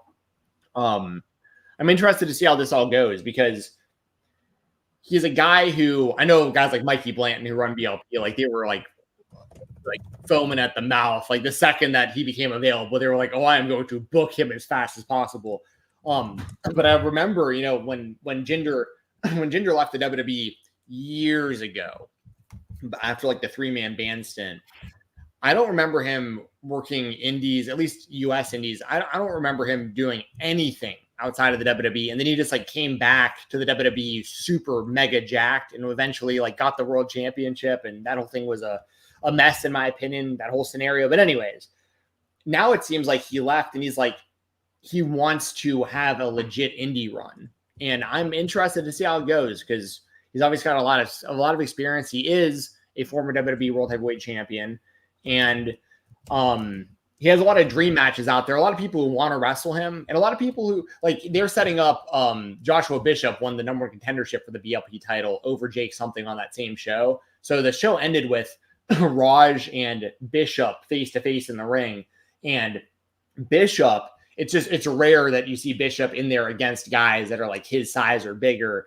And that's something I'm looking forward to seeing more, because now Bishop being a part of TNA more regularly, eventually I think he'll be in NXT, or he'll be in AEW or WWE or whatever. And although the overall average size of most of the people on wrestlers on television people are a lot smaller than they were in the past on average, you're still way more likely like Bishop's going to be coming across a lot more people that are his size or bigger going forward. And I just like seeing that, because it's like he just doesn't get that opportunity that often on the indie scene.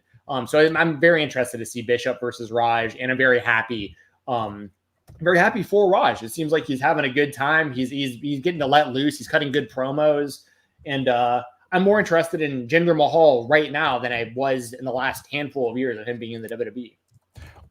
We spoke to Dominic Rini on In the Weeds yesterday, so everybody can go back and listen to that interview. He provides more insight about really the match with Jinder and how that went, and kind of everything that played out there, and the aftermath of it as well. He also previews AIW, which they have a show tonight in Cleveland. So everyone check out that interview with Dom Greeny. All right, real quickly, we got to pick the names. One last quick call for Wrestle Rumble. Leave it in the chat as we get ready to pick the names. Again, you can go over to WrestleRumble.com, sign up if you do not get picked. But if you do get picked, DM Jensen on Twitter. He will get you your free entry. He'll get all that set up for you. And let's get into the picking here. All right, we're going to spin the wheel. I hope everyone knows that I'm doing this on the up and up. No. He's using a randomizer on like one of those randomizer websites. So yes, it is wheelofnames.com for people who maybe want to use it for their own gimmick. Brutalities is our first pick here. Brutalities, DM Jensen. And next we have, as it spins, William Taylor, DM Jensen on Twitter. Get hooked up with the free entry. And finally, third and final name here is, I wrote down Pile Driver Driver. It's Pile Driver Finisher. Okay, cool. Apologies, but Pile Driver Finisher. So you guys DM Jensen on X, Twitter, and he will get you set up for the free entry for Wrestle Rumble. Jensen, let everybody know where they can find you. Yes, I just opened my DMs on X, so they should be available for me to look at. Pile Driver Finisher. I saw one of your messages from earlier in the stream about you going to Dave & Buster's, and it was tight the other day. So I'm glad you're having a good time. My game is Baseball Pro. I believe it's called Baseball Pro. I always forget the names of all the games. There's the baseball game, the basketball game, the football game. Well, I think it's called Baseball Pro. I'm almost positive. I put up 44 runs on that thing before. So go try it yourself and give me some props, because, that's my game. But yeah, shout out Dave & Buster's. You can follow me on Twitter at FightTalk_. And once again, please DM me before the end of SmackDown if you want a free entry for Wrestle Rumble, so I can make sure that you guys get those on time. Please use code FightTalk on independentwrestling.tv, and listen to the Weekender podcast, usually Sundays. It's been Mondays lately because of when indie shows have been running and stuff like that. I'm going to hopefully do the Weekender on Sunday. I'm planning on going to Limp Bizkit Sunday night unless the weather's bad. So, got some plans this weekend. Enjoy SummerSlam, everyone, on Saturday. Hopefully you win some money on WrestleRumble.com. Good seeing you in the chat, everybody. Good seeing you, Jeremy. And I'm going to clock in for the shoot job because I'm already late. All right, guys, let's get into our interview with Nacho Main. Nacho Main. He is up and coming on the YouTube. Everyone, the links are below. You can go check out his channel. Very funny guy. Very funny guy. If you go listen to his videos, he likes a lot of the bad wrestling, which I appreciate. I love the bad wrestling.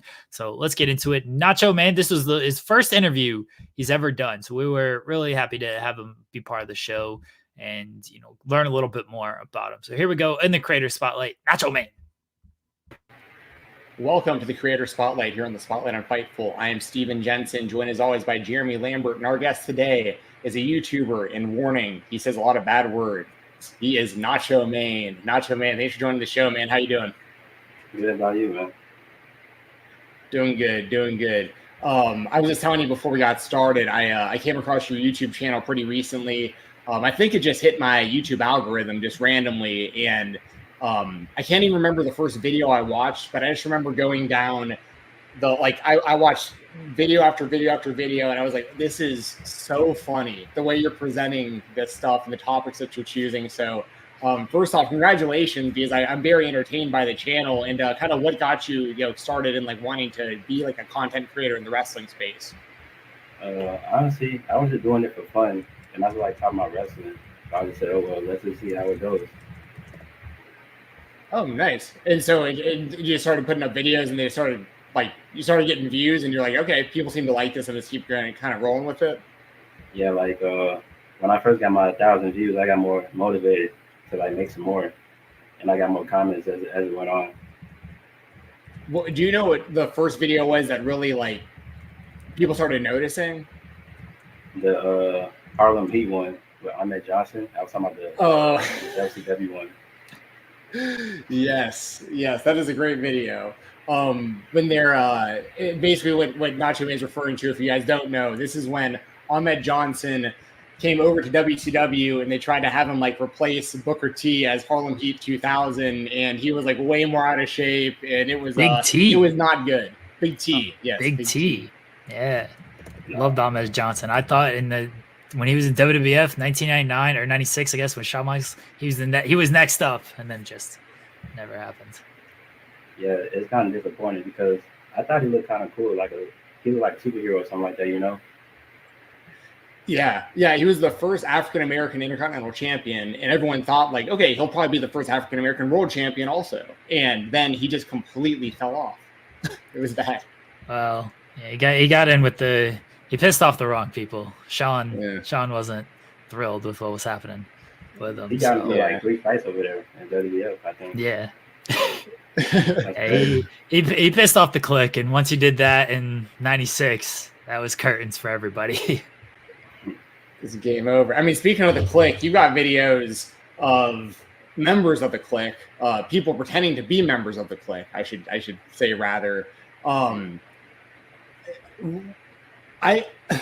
of these videos are so funny to me because like I'm aware of some of these people. I've been aware of like some of the fake Mankind's like out there on the indie scene over the years and stuff, but I was not aware of guys like Devin Nash, who was like just a straight clone of Kevin Nash. And the way that you describe these people, I think is just so funny, like your delivery. Because for instance, in the Devin Nash video, he's wrestling some guy called I can't even remember. I can't remember his opponent's name. Do you remember by chance, Nacho Main, who this guy's wrestling? The bald guy? Yeah. It was like I knew he was he was also in WWF. He was the Repo Man, but I forgot his name though. Oh, Barry Darso? Yeah. Okay. Well, there was I can't remember if this was the match or not, but the way you describe it, like Devin Nash tries to jackknife powerbomb this guy, and you're like Devin Nash goes for the jackknife. Looks like he blows his back out and shits himself. Goes for the title belt for no reason. Referee tells him he hasn't won yet. And then the dude hits a self rock bottom, which was the guy hits a flatliner, but it looks like he gives himself a rock bottom. And that's why, and I was just laughing so hard how, like, as you're saying this stuff, like you know it's funny, obviously, but I think it's just like your delivery is so like, it's like you're not like laughing at yourself, but you know what you're saying is funny. So I appreciate the delivery a lot and the way you describe this stuff. The self rock bottom comes from OSW. I watch them a lot. It's a good shout out. They're a great channel. I like the very stream of conscious thinking when you're doing these videos. It's just very like whatever comes to your mind, you're gonna say it, give your commentary on it. I was watching the Invisible Man, Invisible Stan. You're just talking about Joey Janela, and you're just like Joey Janela and Enzo Amore. They got into a fight, then they became friends. That's a good ending, and then just move on. It's like I just thought of that. Like it just kind of came into my head. Like I like the very stream of consciousness thought of doing the videos. Like how much like. So I guess my question is, do you have any type of script or editing that you do into it, or is it just kind of here's kind of what I want to talk about? I'm gonna watch this clip, and just first thing that pops in my head, I'm just gonna say it. Yeah, the first thing that pops in my head, I don't write nothing down. I just watch like the videos over and over again until I like it, and that's pretty much all I do. Another stream of consciousness that I thought was really funny was the video you just uploaded within like the last day, the Alabama Doink video, where it's a fake Doink and he's wrestling Heidenreich outside of a Golden Corral, and you're like, yeah, you can see across the street there's a Steak and Shake. The fries are terrible. And I was like, yes, they are. Like, I hate like Steak and Shake fries. That's like the only place where I order onion rings instead of fries. But I just think it's so funny. But I think it adds to the video. They're good. They got good onion rings. The two places I do that is Steak and Shake. I do onion rings instead of fries, and at Arby's I get the potato cakes instead of their fries. The Ronald McDonald video I did, I was talking about like McDonald's, Arby's, Wendy's, White Castle, all of that place.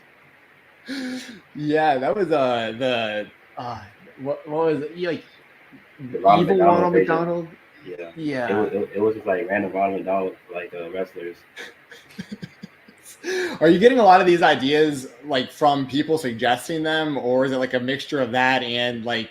Because I know in your videos sometimes you'll mention like, I had heard of this, but I've never seen it. And then like you're going out of your way to watch it to make a video about it. Yeah. A lot of people have been like suggesting me to like make videos on like stuff in the comments, and then I just make videos on like whatever I feel like making on, like the Alabama Doink video. This guy like commented on my video like 6 times for me to like make that video. So I said, fine, I'll do it because it was in the bunker route. Gotcha. Yeah. Sorry, go ahead, Jeremy. When did you really get into wrestling? I heard you mention in one of the videos like you were watching CZW back in the day. So like when did your wrestling fandom kind of start? I'd probably say like 2004 because I'm born in like 2000, so I'm pretty young. Yeah, you're making me and Jensen feel old right now. Yeah, we're feeling old right now. It's okay. So this is like, are you like a big like Cena fan growing up? Were you like some of your favorite wrestlers? I used to watch like Cena, Shawn Michaels, Ray, and Chris Benoit a lot. Gotcha. That's so funny, that era too, because I've seen you do videos on like the fake Randy Orton and fake Batista that would have been of that era. One of them is wrestling for, and one of them is Vincent for it wrestles in Ring of Honor and AEW right now, was a fake Randy Orton on the indie scene. Then he became a fake Jeff Hardy also, which I didn't even know about that until I saw your video. Yeah, people that knew him in real life started commenting on the video. I was surprised. Oh, really? Yeah, it was kind of awkward, but half of them didn't take it that like bad. They just said like he's a good person in real life and stuff like that, you know. I guess the comment could be worse. Yeah, he's a good person in real life. Yeah. Oh, what are some of your matches that stand out to you from when you were watching younger days? Like John Cena versus Umaga. That feud was pretty cool. He got all bloody and stuff like that. I thought it was cool. And like Edge versus Cena when he did the FU off the top of the ladder through the tables. Like those type of matches were pretty cool to me. What do you feel about? Oh, sorry. Go ahead. And I remember the Spirit Squad versus DX feud a little bit. I used to cry whenever they lost the DX. When who lost? Okay, gotcha. I would say we've all got those moments of our childhood favorites losing and then crying after that. Jensen cried last year when Cody lost. So yeah, I'm in my 30s, and WrestleMania last year was not good. WrestleMania this year was great, a big redemption, but last year was rough. I ain't gonna lie. Even though I like Cody, I was happy he lost last year because I like Roman Reigns more. I respect it. Oh, okay. I do respect it. I disagree with you, but I respect it. I mean, that's the cool thing too. So like when he comes back, what do you think is going to happen? Like, do you think that him and Cody will be on separate shows and both the guys are going to be good guys, or like do you think there's not enough room for both these guys? Would you want to see Roman beat Cody and get that title back from him potentially? What do you want to see from Roman when he returns? Nah, Roman done with that title. He gonna be a good guy. Everybody cheering for him to come back, so he can be a good guy. And then The Rock coming back too. He gonna be heel. Roman's coming back on Saturday. I'm gonna be there. I'm gonna pop so big. I'm jealous. Gonna be very Sorry, excited. I lied down for a second. Sorry about that. Are you fine? I hope he lays out Cody on Saturday and he just stands tall over all of them. Hope that's how the show closes. Roman?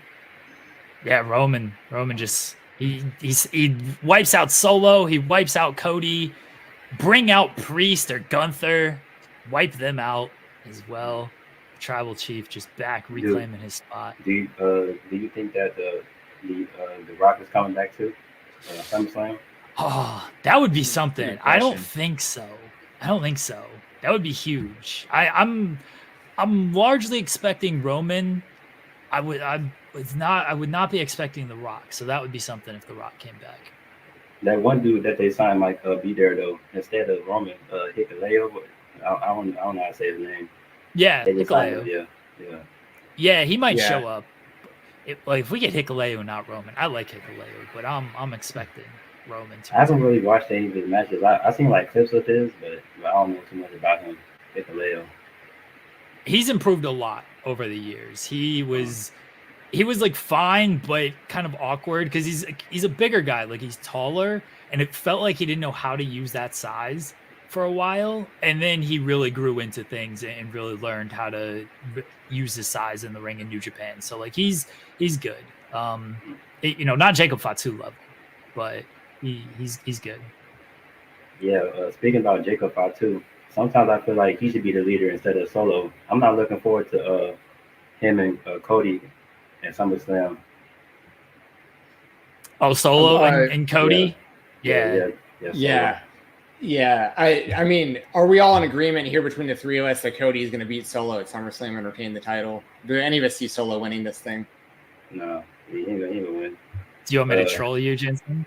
No, you don't even have to answer. Jeremy likes to give me a hard time because of how much I wanted to see Cody win this title for all these years, and it finally happened. But I'm with you about Jacob Fatu, by the way, Nacho Main. I cover the independent wrestling scene here for Fightful. So I've watched Jacob for years, and like the talent is 100% there, and he's in better shape right now than he's ever been in physically. I think he's as far as everyone who's currently in like the current version of the Bloodline, I think he's by far the best, the most entertaining. So I'm with you. I think that Jacob and Cody could be really interesting, way better than him versus Solo, I think too. Yeah. Personally, right now, I see Solo as like a tag team type of guy, instead of like a leader. Yeah, I'm with you. Who else outside of Roman? Who else do you really like right now on like today's, whether it's WWE or any other company? Bryan Danielson, Ricky Starkz. Sometimes Darby Allin when he's not trying to kill himself. Christian, obviously, and Javon Evans. Gunther and Ilya. Those are people I like. That's a great list. Javon Evans, I got to see him wrestle a handful of times on the indie scene here in Atlanta before he got signed, and that dude is super talented. Like when he popped up on NXT, I was like, damn, that was quick, because like he's been around for a while, but like really started getting some steam over the last couple of years, and now it's like he's competing for the NXT title, and he's in like the main events of those shows. So like I think he's gonna have a really good career there. At least I hope he does. I'm really curious to see what he does on the main roster. And I'm also waiting for Lucky Ali to come back in the ring. He as soon as he debuted, he fucked up his leg. So I don't know what's gonna happen to him.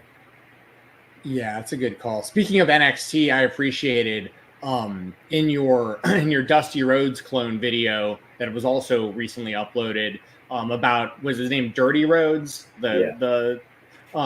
You said something, another stream of consciousness thing that I caught. You said something like, what if Dirty Rhodes started his own NXT like Dusty Rhodes and called it NFT? Y'all remember that bullshit? Like, it's like, that's so funny.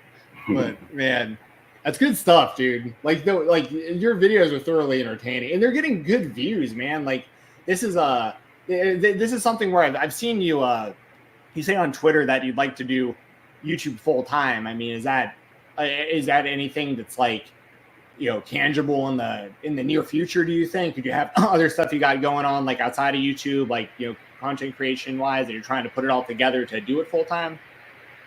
Yeah, I work full time right now, but I'm a YouTube partner, so who knows? And plus, I made like 80K views on that one Kane video I did. So I was surprised I even made that many views on it, to be honest. Blue Kane, awesome. Yeah, Blue Kane was like super hot for a while. I mean, he just did the GCW match against Cardona as well. Yeah. So yeah, he was super hot for a while. But they were trying to do that match for like a long time, I think. Yeah. And then he repackaged as Blue Pain. I'm sorry, I didn't mean to cut you off, but yeah, the repackaged of Blue Pain was hilarious. How they had a whole like video package like revealing the new Blue Kane, and they just crossed out Kane and put Pain there, and that was it. You said that got 82,000. Yeah, I see it right there. The Kane Flow Wars, man, that's good, dude. And I don't even know about the next video you put out was about the Macho Warrior Rick Hogan, who is literally combining Macho Man, Randy Savage, Ultimate Warrior, Ric Flair, and Hulk Hogan all into one character. Like, what do you think is the mindset behind these people, Nacho Man, like that you've been making these videos on? Do you think most of these people are just a combination of like they've seen this work, so they're just trying it themselves, or how many are actually trying to deceive the audience into you thinking like you're actually seeing Mankind live at a show? You know what I mean? I think some of them are just fans that don't have that much creativity, and I think the other half are just like scammers or something like that, Yeah, especially some like that. I don't want to single out someone specific here because there's so many people that you've covered, but that one dude, I think it's Dick Foley, who actually looks a lot like Mick Foley did. You can hear people in the crowd that literally like they think it's Mick Foley, like, and then Mick Foley wound up like season assisting or suing him or something over, which he definitely should have.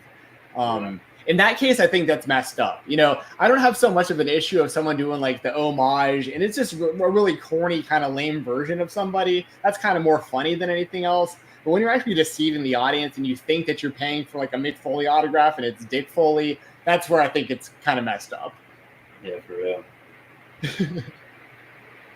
Do you enjoy the kind of the bad wrestling aspect of a lot of this stuff? Like the characters they're ripoffs of characters who've gotten over, but like the actual wrestling, it's like, do you find it more entertainment almost in the bad wrestling compared to you watch AEW or you watch WWE? Most of the time you're going to see like a 4 or 5 star match. Do you like the bad wrestling aspect of this stuff?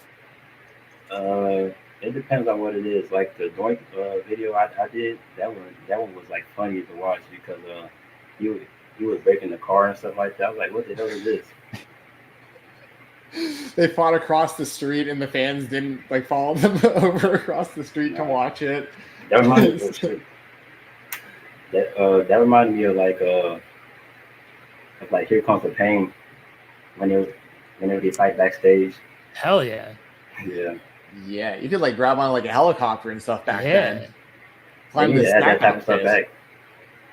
Agree 100%. What other video games do you like, or whether they're wrestling games or otherwise?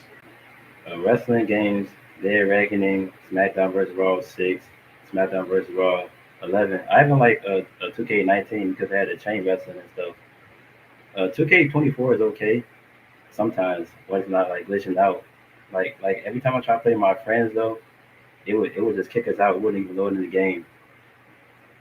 But I like Call of Duty, the zombies, and like GTA.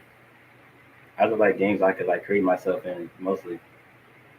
Oh, that's cool. Yeah, the WWE games. I mean, I know I got the 2K poster behind me here and all, but like, I think the actual game is a lot of fun. Like, me and my brother both play together, like in the same room, so like that's fun. We can do tag team matches. We do a lot of these like 30-man gauntlet matches and stuff. So from that perspective, it's been a lot of fun.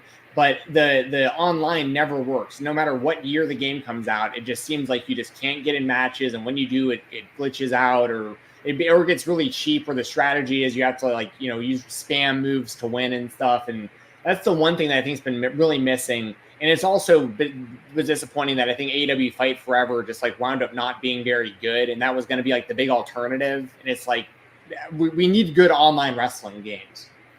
AEW scammed the hell out of me with that pre-order. I bought that game. I was so disappointed. Oh, how much was the pre-order again? Do you remember? Probably like $70 or $80. I was so mad. I stopped playing after like a week. There's like nothing to do on the game.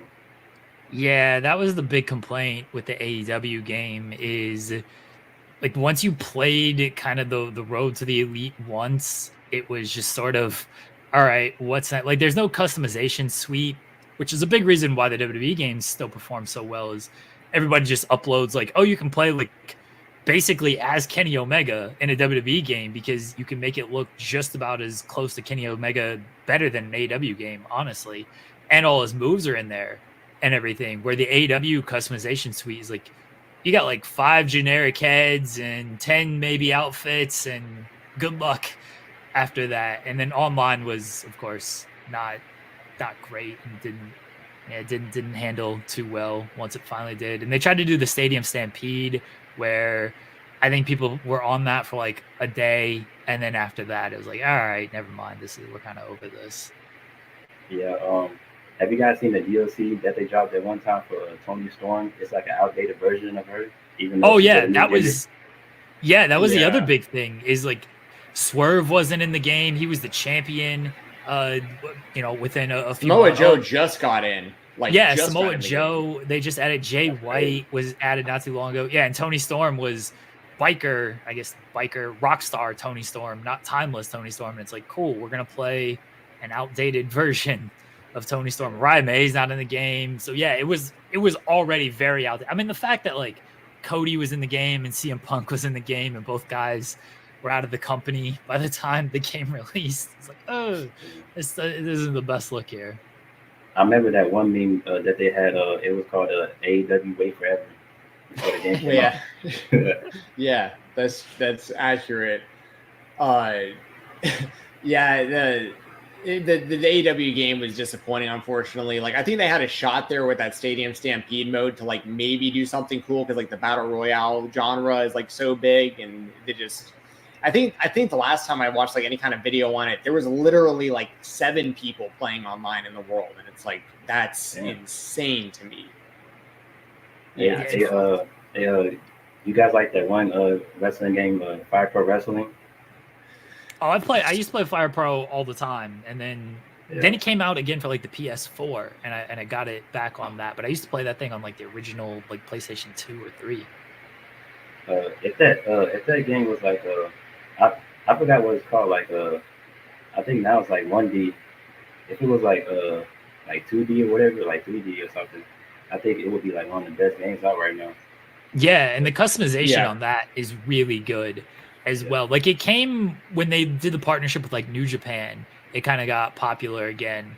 But then the partnership with New Japan didn't last very long. And then it wasn't like an updated type of thing. But again, the customization is so good on that game, and there's like unlimited options on the stuff that you can do. And the fact that it is like basically sprites instead of really created characters, like really detailed characters, like it's so easy to just like, oh yeah, you know who this person is just based on little outfit designs. Yeah. I need to play Day of Reckoning because I grew up on I grew up really on the Sega Genesis in like the Super Nintendo era when I was a kid, but then I had a Nintendo 64, and that was like the real golden era for me of gaming and wrestling games with like WCW NWO World Tour and Revenge and WrestleMania 2000, No Mercy, all those. But I didn't have a GameCube, so like I didn't get to play. Was it WrestleMania 18 and Day of Reckoning on the GameCube? But I've heard that those games are awesome, and I have heard you mention in your videos before that you were a fan of those. So I do want to go back and play Day of Reckoning like nowadays and see how it holds up, because it's probably still a really good game. Yeah, it's better than like the new wrestling games, in my opinion. They got like a lot of features in there. Yeah, one thing that wrestling games have gone too far is like it's almost too realistic. I think that's the beauty of wrestling games. That's why I love the SmackDown vs. Raw games, is because you can do things like fight outside and climb on a helicopter and run people over with cars and everything. And like the damage wasn't, the damage was what it was on those games. Where now you mentioned the like 2K19 where they had like the chain wrestling stuff. You said you liked that, but I know a lot of people are like, I don't want to start every single match with like a grappling lockup and let's do some chain wrestling and then let's get into the match. Like some people just like to almost sandbox play of let's go outside and fight and let's just do a bunch of dumb shit and not take any damage and just keep it going. Just play like that. They should have two different versions of like that in my opinion. Yeah, I think that would be good. I have a friend who literally, when he plays the WWE games, he starts it to where he has like maxed out like specials and finishers and just goes and just steamrolls the computer. Like that's what's fun to him. Like just no competition, just going out and doing stupid stuff. Yeah. Anyways, what are some of the most requested videos you've got right now as far as like ideas that you're thinking about doing? Probably like the worst wrestlers. They want me to do the video on that blow up doll match. Yoshihiko. Yeah. I'm very familiar with Yoshihiko. I might do that video in like the future, but I've been getting a lot of copyright claims and stuff, so I gotta watch out. Yeah, I might be able to. Let me know if you're interested. I can probably set you up to talk to a wrestler who has wrestled Yoshihiko if you wanted to get any insight on that for a video ever. So just so you know, I know some of the opponents of Yoshihiko, and it's that would be a very funny video for you to cover because it's similar in a lot of ways to like the Invisible Man, where it's like a person versus nothing and trying to make it work on their own. I seen this one match. It was this guy wrestling a tent. You seen that one? He's wrestling a what? A tent, like a camping tent. A camping tent. A tent? Yeah. Oh no, I have not seen that. No, I gotta watch that. I forgot the name of the guy, but he was doing like outside spots with the tent and everything. It was crazy. I feel like this is a Dan the Dad bit. Is Dan the Dad would wrestle a tent? That kind of would make sense. I think I seen it on like TikTok or something like that. I forgot where I seen it at, but I need to find it again. I might do a video on that too. Oh my gosh. Were you aware of like I really liked your Ninja Turtles video. Were you aware of like these Ninja Turtles and stuff before you did that video? And what was it like, going back and watching the people in these turtle outfits? And also the fact that I'm going to call it out for what it is. And I don't want any heat with this man if he happens to see this, but Jim Cornette is quite the hypocrite, considering the things he likes to make fun of, and he has wrestled a Ninja Turtle. Okay, it's on camera. So what was it like making the Ninja Turtles video? Did you have any knowledge of that beforehand? Most of my knowledge was like I used to watch the show when I was a kid, like the mid 2000s show, and I used to watch like 3 of them movies, but that was like a long time ago. It was like one of those movies where like they were like still like cartoony, but like 3D-ish kind of like way. I don't know how to explain it, but like yeah. That was the ones that had like Sheamus voicing the character, one of the characters, I think. Really? I think is what you're talking about. But yeah, I think that's what I think, because the ones that we grew up on were like the live action ones in the 90s where like people were in turtle suits, similar to what they did on the wrestling show, actually, just not as bad. Some of those look kind of creepy, I ain't gonna lie. Yeah, they really do. The promos are even worse. Like when they were trying to cut promos, one of them sounded like Eric Cartman, like underneath their thing. It sounded really funny, trying to sound intimidating as a Ninja Turtle.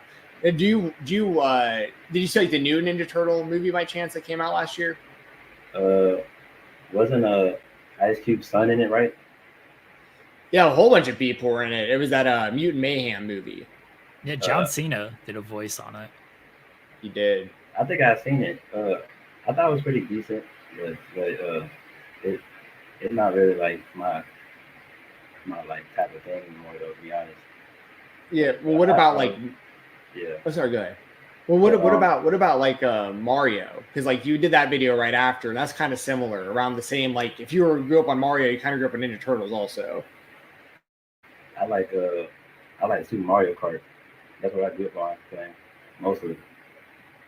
I play like the I forgot what the levels are, but just those. I played them like a little bit. I wasn't too big on Mario because I didn't have a Nintendo and all that stuff. I only had like a Wii. I got a Nintendo Switch, but I only played that much. I only played it during like COVID. Yeah. Yeah. I have a Switch also. Do you have a Switch, Jeremy? Yeah. Yeah, we all did. We used to play kids- Mario Kart pretty often, actually. Yeah, we on used to play Twitch Mario back Kart in on the stream. day. The kids always play Mario Kart and stuff. The Now most they played vote- game. The most played game on my Nintendo Switch is is Animal Crossing when it first came out. Yeah, I never got into Animal Crossing, but I know that's a huge game. It's kind of like Minecraft in a way. You stuck on an island and you have to build your own village. I've got 12 kids. That's the kayfabe number, and they're big on the Minecraft and everything. So yeah, Minecraft and Roblox is what they play all the time. Roblox is getting crazy nowadays. Roblox, you can because it's like an open world game thing. So there's a bunch of different games you can play on that. Some of the stuff they're telling me that they're playing, I'm like, I don't know if you should be playing this. So I gotta actually like monitor them of what they're playing because they play some like absurd games that would never fly for us. But like it's all like animated, so like you can kind of get away with it where because it's not super realistic. So it's like, well, that's how they explain it to me. It's like, well, it's animated, so like it's not real. It's like, yeah, but like you don't need to be breaking out of jail and robbing people, even if it's animated. They got like a Call of Duty on there that look just like it. Yeah. On Roblox? Yeah. They got a lot of stuff on Roblox, Jensen. I feel like you'd have a lot of fun on Roblox. Well, see, I always thought that was just like for like little kids. Like I know what Roblox is. But I was day one. I downloaded Fortnite literally the day that it became available because it was free back in like 2017 or whatever it was. So I mean that was kind of basically considered a kids game, I would think, kind of similar, but I never got into Roblox. I never got into Minecraft, but I know that both games are absolutely humongous. I know Minecraft had like a huge resurgence during COVID as well, but I guess for the same reason, because you can kind of do whatever you want in that game, right? It's like an open world, like create your own kind of reality type thing, right? I mean, I don't know much Minecraft for both of them. Aren't both like kind of similar? Roblox and Minecraft? Yeah. Roblox is like multiple games. Like you can play, like people create their own games and you can like play different games. Like you can play different realities, I guess, if you want to call it, but they got like a bunch of different stuff on there. Minecraft is, you kind of like create your own world and build stuff and do different things depending and like different modes and whatnot. It's very open world, but Roblox, like you could play. Yeah, the kids will play like a Barbie type world, and then they'll play a like Nacho Main was saying they have like Call of Duty type stuff. They have like GTA type stuff. Like there's a bunch of different scenarios you can play on Roblox. It's like a what's the word that I'm looking for on the cornucopia. I don't feel like that's the right word, but like that's what it is. Like it is like a lot of games into one. You can do a bunch of stuff on Minecraft, but mostly what I do is just make a house, and I start playing it for like a couple of months. Oh, okay, gotcha. Yeah, I know Fortnite tried to and they probably still do. I just haven't logged on in a while, but they kind of did the same thing where it was like they had like a Lego version of the game, and then like a Rock Band version. They're trying to make it to where like you just log into Fortnite and can play any type of game that you want. I think GTA probably is similar nowadays. I haven't paid much attention to GTA, but I watch streamers every now and then doing like the live like role playing with it and stuff. And it's like, if you want to, you can just go like play a game of golf or play a game of tennis or whatever, or like go gamble. Or I mean, like there's so much stuff you can do in those games. When does the new GTA come out, by the way? There's like hype for that now, isn't there? Like next year. I don't even know. They still adding new stuff to the GTA 5. They adding shoes, cars, and everything still. I don't understand why. That's wild. That game's been out a long time. 10 years probably already. Yeah. It came out like 2014. Yeah. That was the big joke of when college football came out a couple weeks ago. It was like, We got a new college football game before we got a new GTA game. That's wild. Man. I'm just looking through the channel here and just looking at just all these concepts. For people who have not seen your videos before, how would you describe your channel to them? Kind of like wrestle crap, just funny random stuff that I like talking about. Pretty good description. Are you familiar with this is kind of random, but are you familiar with the Lucas Bros? No. No, you should check out their stuff. Your delivery reminds me of those guys. They're two big wrestling fans and they're stand-up comedians. And they used to have a show called Lucas Bros Moving Company. And it was like this cartoon it was like the Animation Domination block years ago. But your delivery reminds me of those guys. I think you'd like that show a lot. They're hilarious and they're big wrestling fans. The Lucas Bros Moving? Yeah, the show is Lucas Bros Moving Company. And the first episode is literally, I won't ruin too much if you're going to check it out, but like the first episode is literally about like Jake the Snake Roberts, and Jake the Snake actually voiced his own character in it. And they have to, he's going to release DDT on the community, which is more than just his finishing move in this world. And they have to go higher. They have to figure out a way to reverse the DDT. That's the whole story. And of course, to do that, they got to find someone who has the reverse DDT, which is Sting. So it's like about finding Sting to battle Jake the Snake. So it's. I'm not explaining it very well, but I think you'd enjoy it. Oh, okay. That's kind of crazy because I'm making a video on Jake the Snake too, like the Heroes of Wrestling. I'm doing a full review on that show. Ooh, you might actually want to check this out then and maybe throw a little clip in there or something. Yeah. So yeah, check it out. Awesome. I'm glad I was able to maybe help out with maybe a future video a little bit, because I'll definitely be watching the video whenever you put it out. So yeah. Heroes of Wrestling. Now we're talking some really. That was the worst. Yeah. That was the worst. That ruled. Yeah. When I first seen it, I had to stop watching like 2 times to finish it. Yeah. It's very up my alley. I love bad wrestling. Good wrestling happens too often. Give me like the worst of wrestling. Yeah, it's like the worst. It's the worst. That was the show where Jay the Snake came out like completely unable to wrestle. Right? I can't remember who his opponent was supposed to be, but I remember him being in real bad shape for that thing. Neidhart. Oh, yeah, Jim Neidhart. He was Jim Neidhart. I think it was supposed to be a tag match. No. At first it was Jake the Snake versus Neidhart, but then Jake the Snake was too fucked up to get out the ring, so they just made it a tag match with the main event. Yeah, it was. Yeah, it was something. Yeah. So you said you're putting it together. Were you saying a video on Jake the Snake or on Heroes of Wrestling or both? Heroes of Wrestling.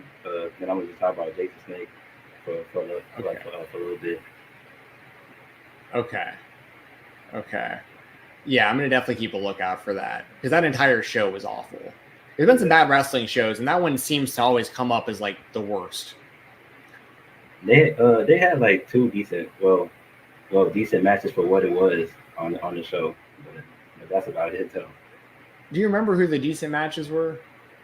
Scorpio versus Julio Fantasco. Well, I say Scorpio because I like Too Cold Scorpio. I think he's pretty underrated. And the other decent match was Bob Orton versus Jimmy Snuka. Which is pretty wild that wound up being a decent match, considering how like old those guys were when that match went down, especially in comparison to the rest of the show. Too Cold Scorpio is a good shout out. I mean, he still wrestles to this day on the indie scene and stuff. And he's still out there hitting 450s and tumbleweeds and everything.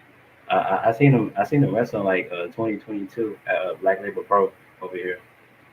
Man of taste saying Too Cold Scorpio is underrated. One of my favorites of all time. Never got the credit he probably should have deserved. Never got the breaks he should have had.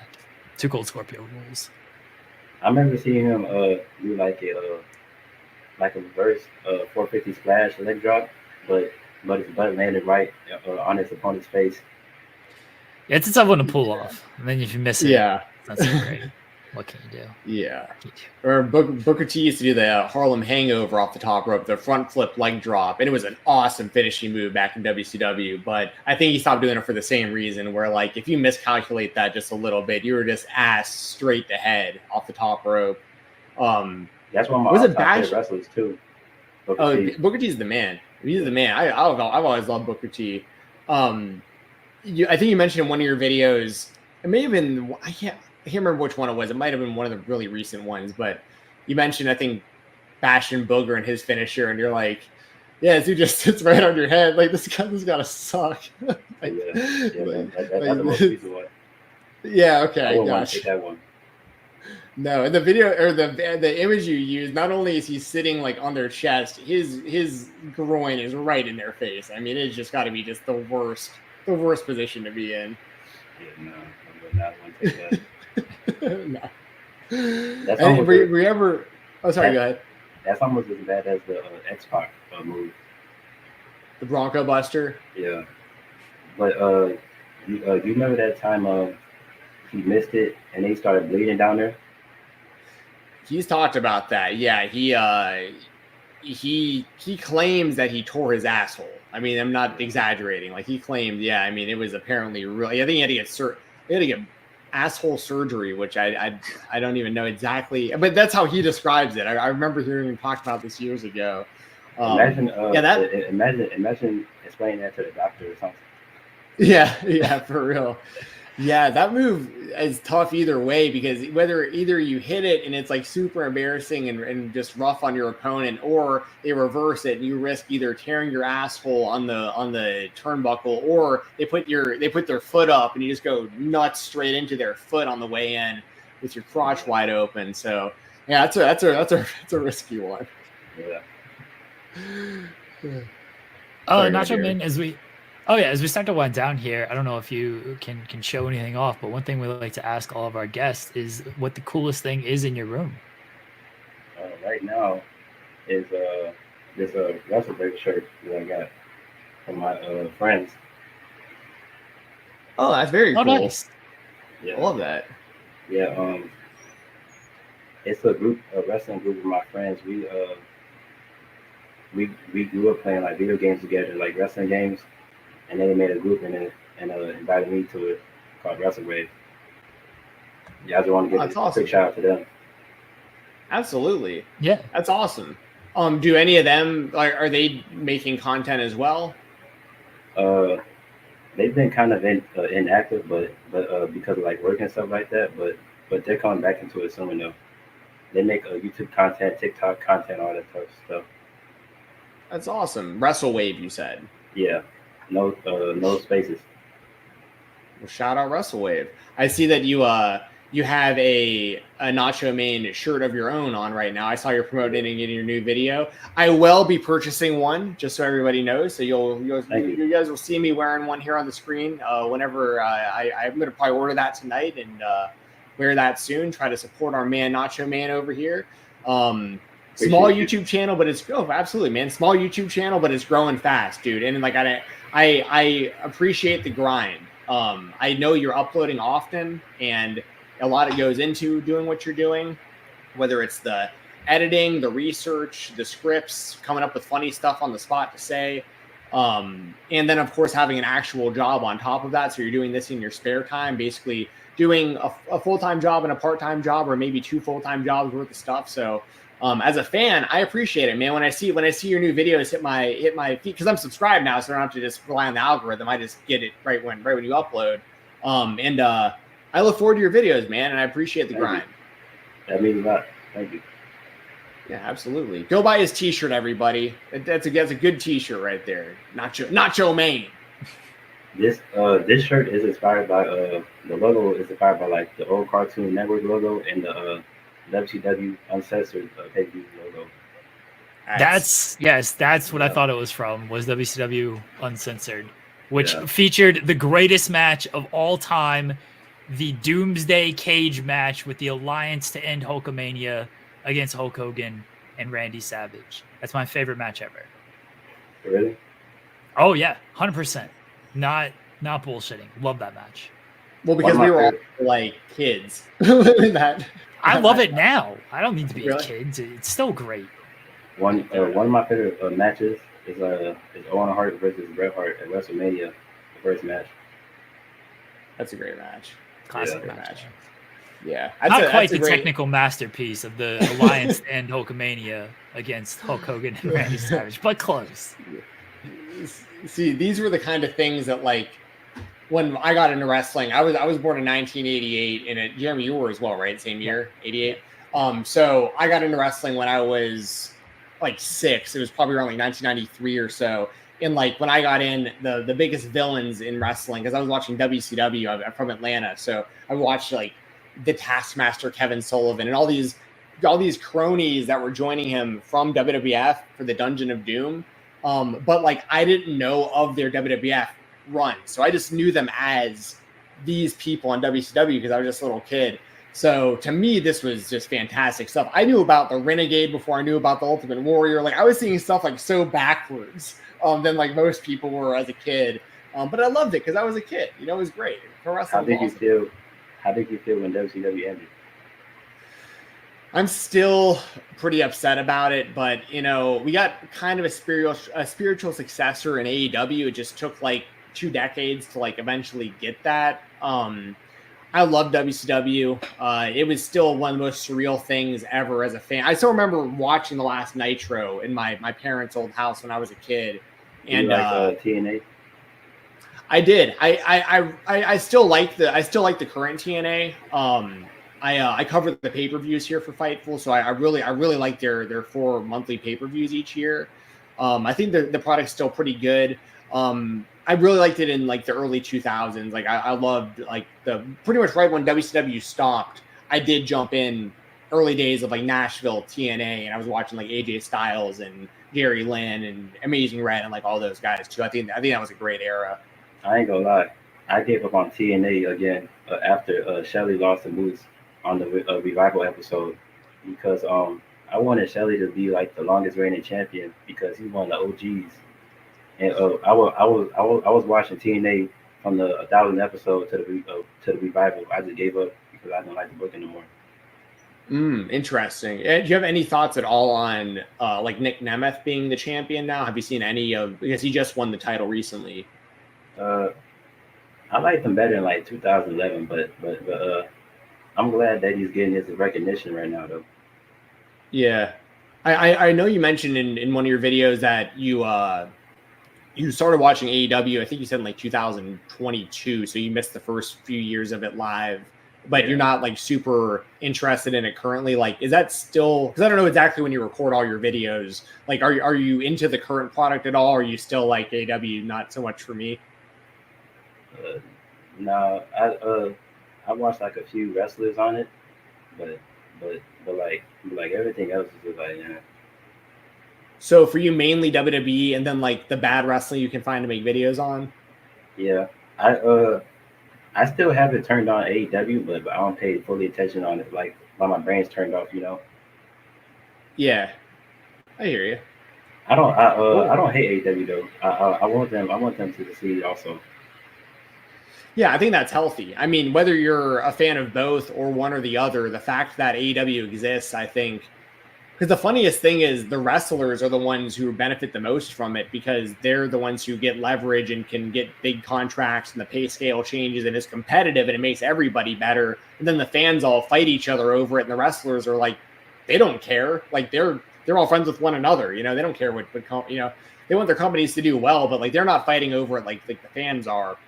So, no, I think you're totally right. Yeah. Anything? This has been my last question, but I guess anything that you want to really like see happen in wrestling. Like, do you have any kind of like dream scenario, a favorite wrestler? Would you ever want to wrestle yourself if you had the opportunity? If I were to wrestle, I would want to have like a one match or something. I don't know when though. Okay. And I want to have The Rock have like a big WrestleMania money match with somebody because that's one of my favorites too. But The Rock is gonna beat Cody. Oh, sorry. But it has to be like absolutely good though, or else I'll be disappointed. Yeah. Well, Jeremy, I know where you were going with this, and I'll ask you right now, I guess, Nacho Man. This will really be my last question, but when The Rock and Cody go one-on-one, because it will happen, they've obviously been setting this up. Will The Rock beat Cody, or will Cody beat The Rock? Cody gonna beat him. They made it obvious with the tag team match. Very sad. The Rock should win. And like Cody should never hold the title again. He's like the DLC boss. Yeah. Oh, I love it.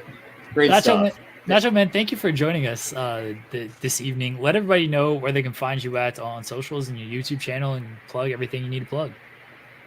Pretty much every one of my ads is a big Nacho Main, and you can search up big Nacho Main on YouTube to find my YouTube videos, and that's pretty much it.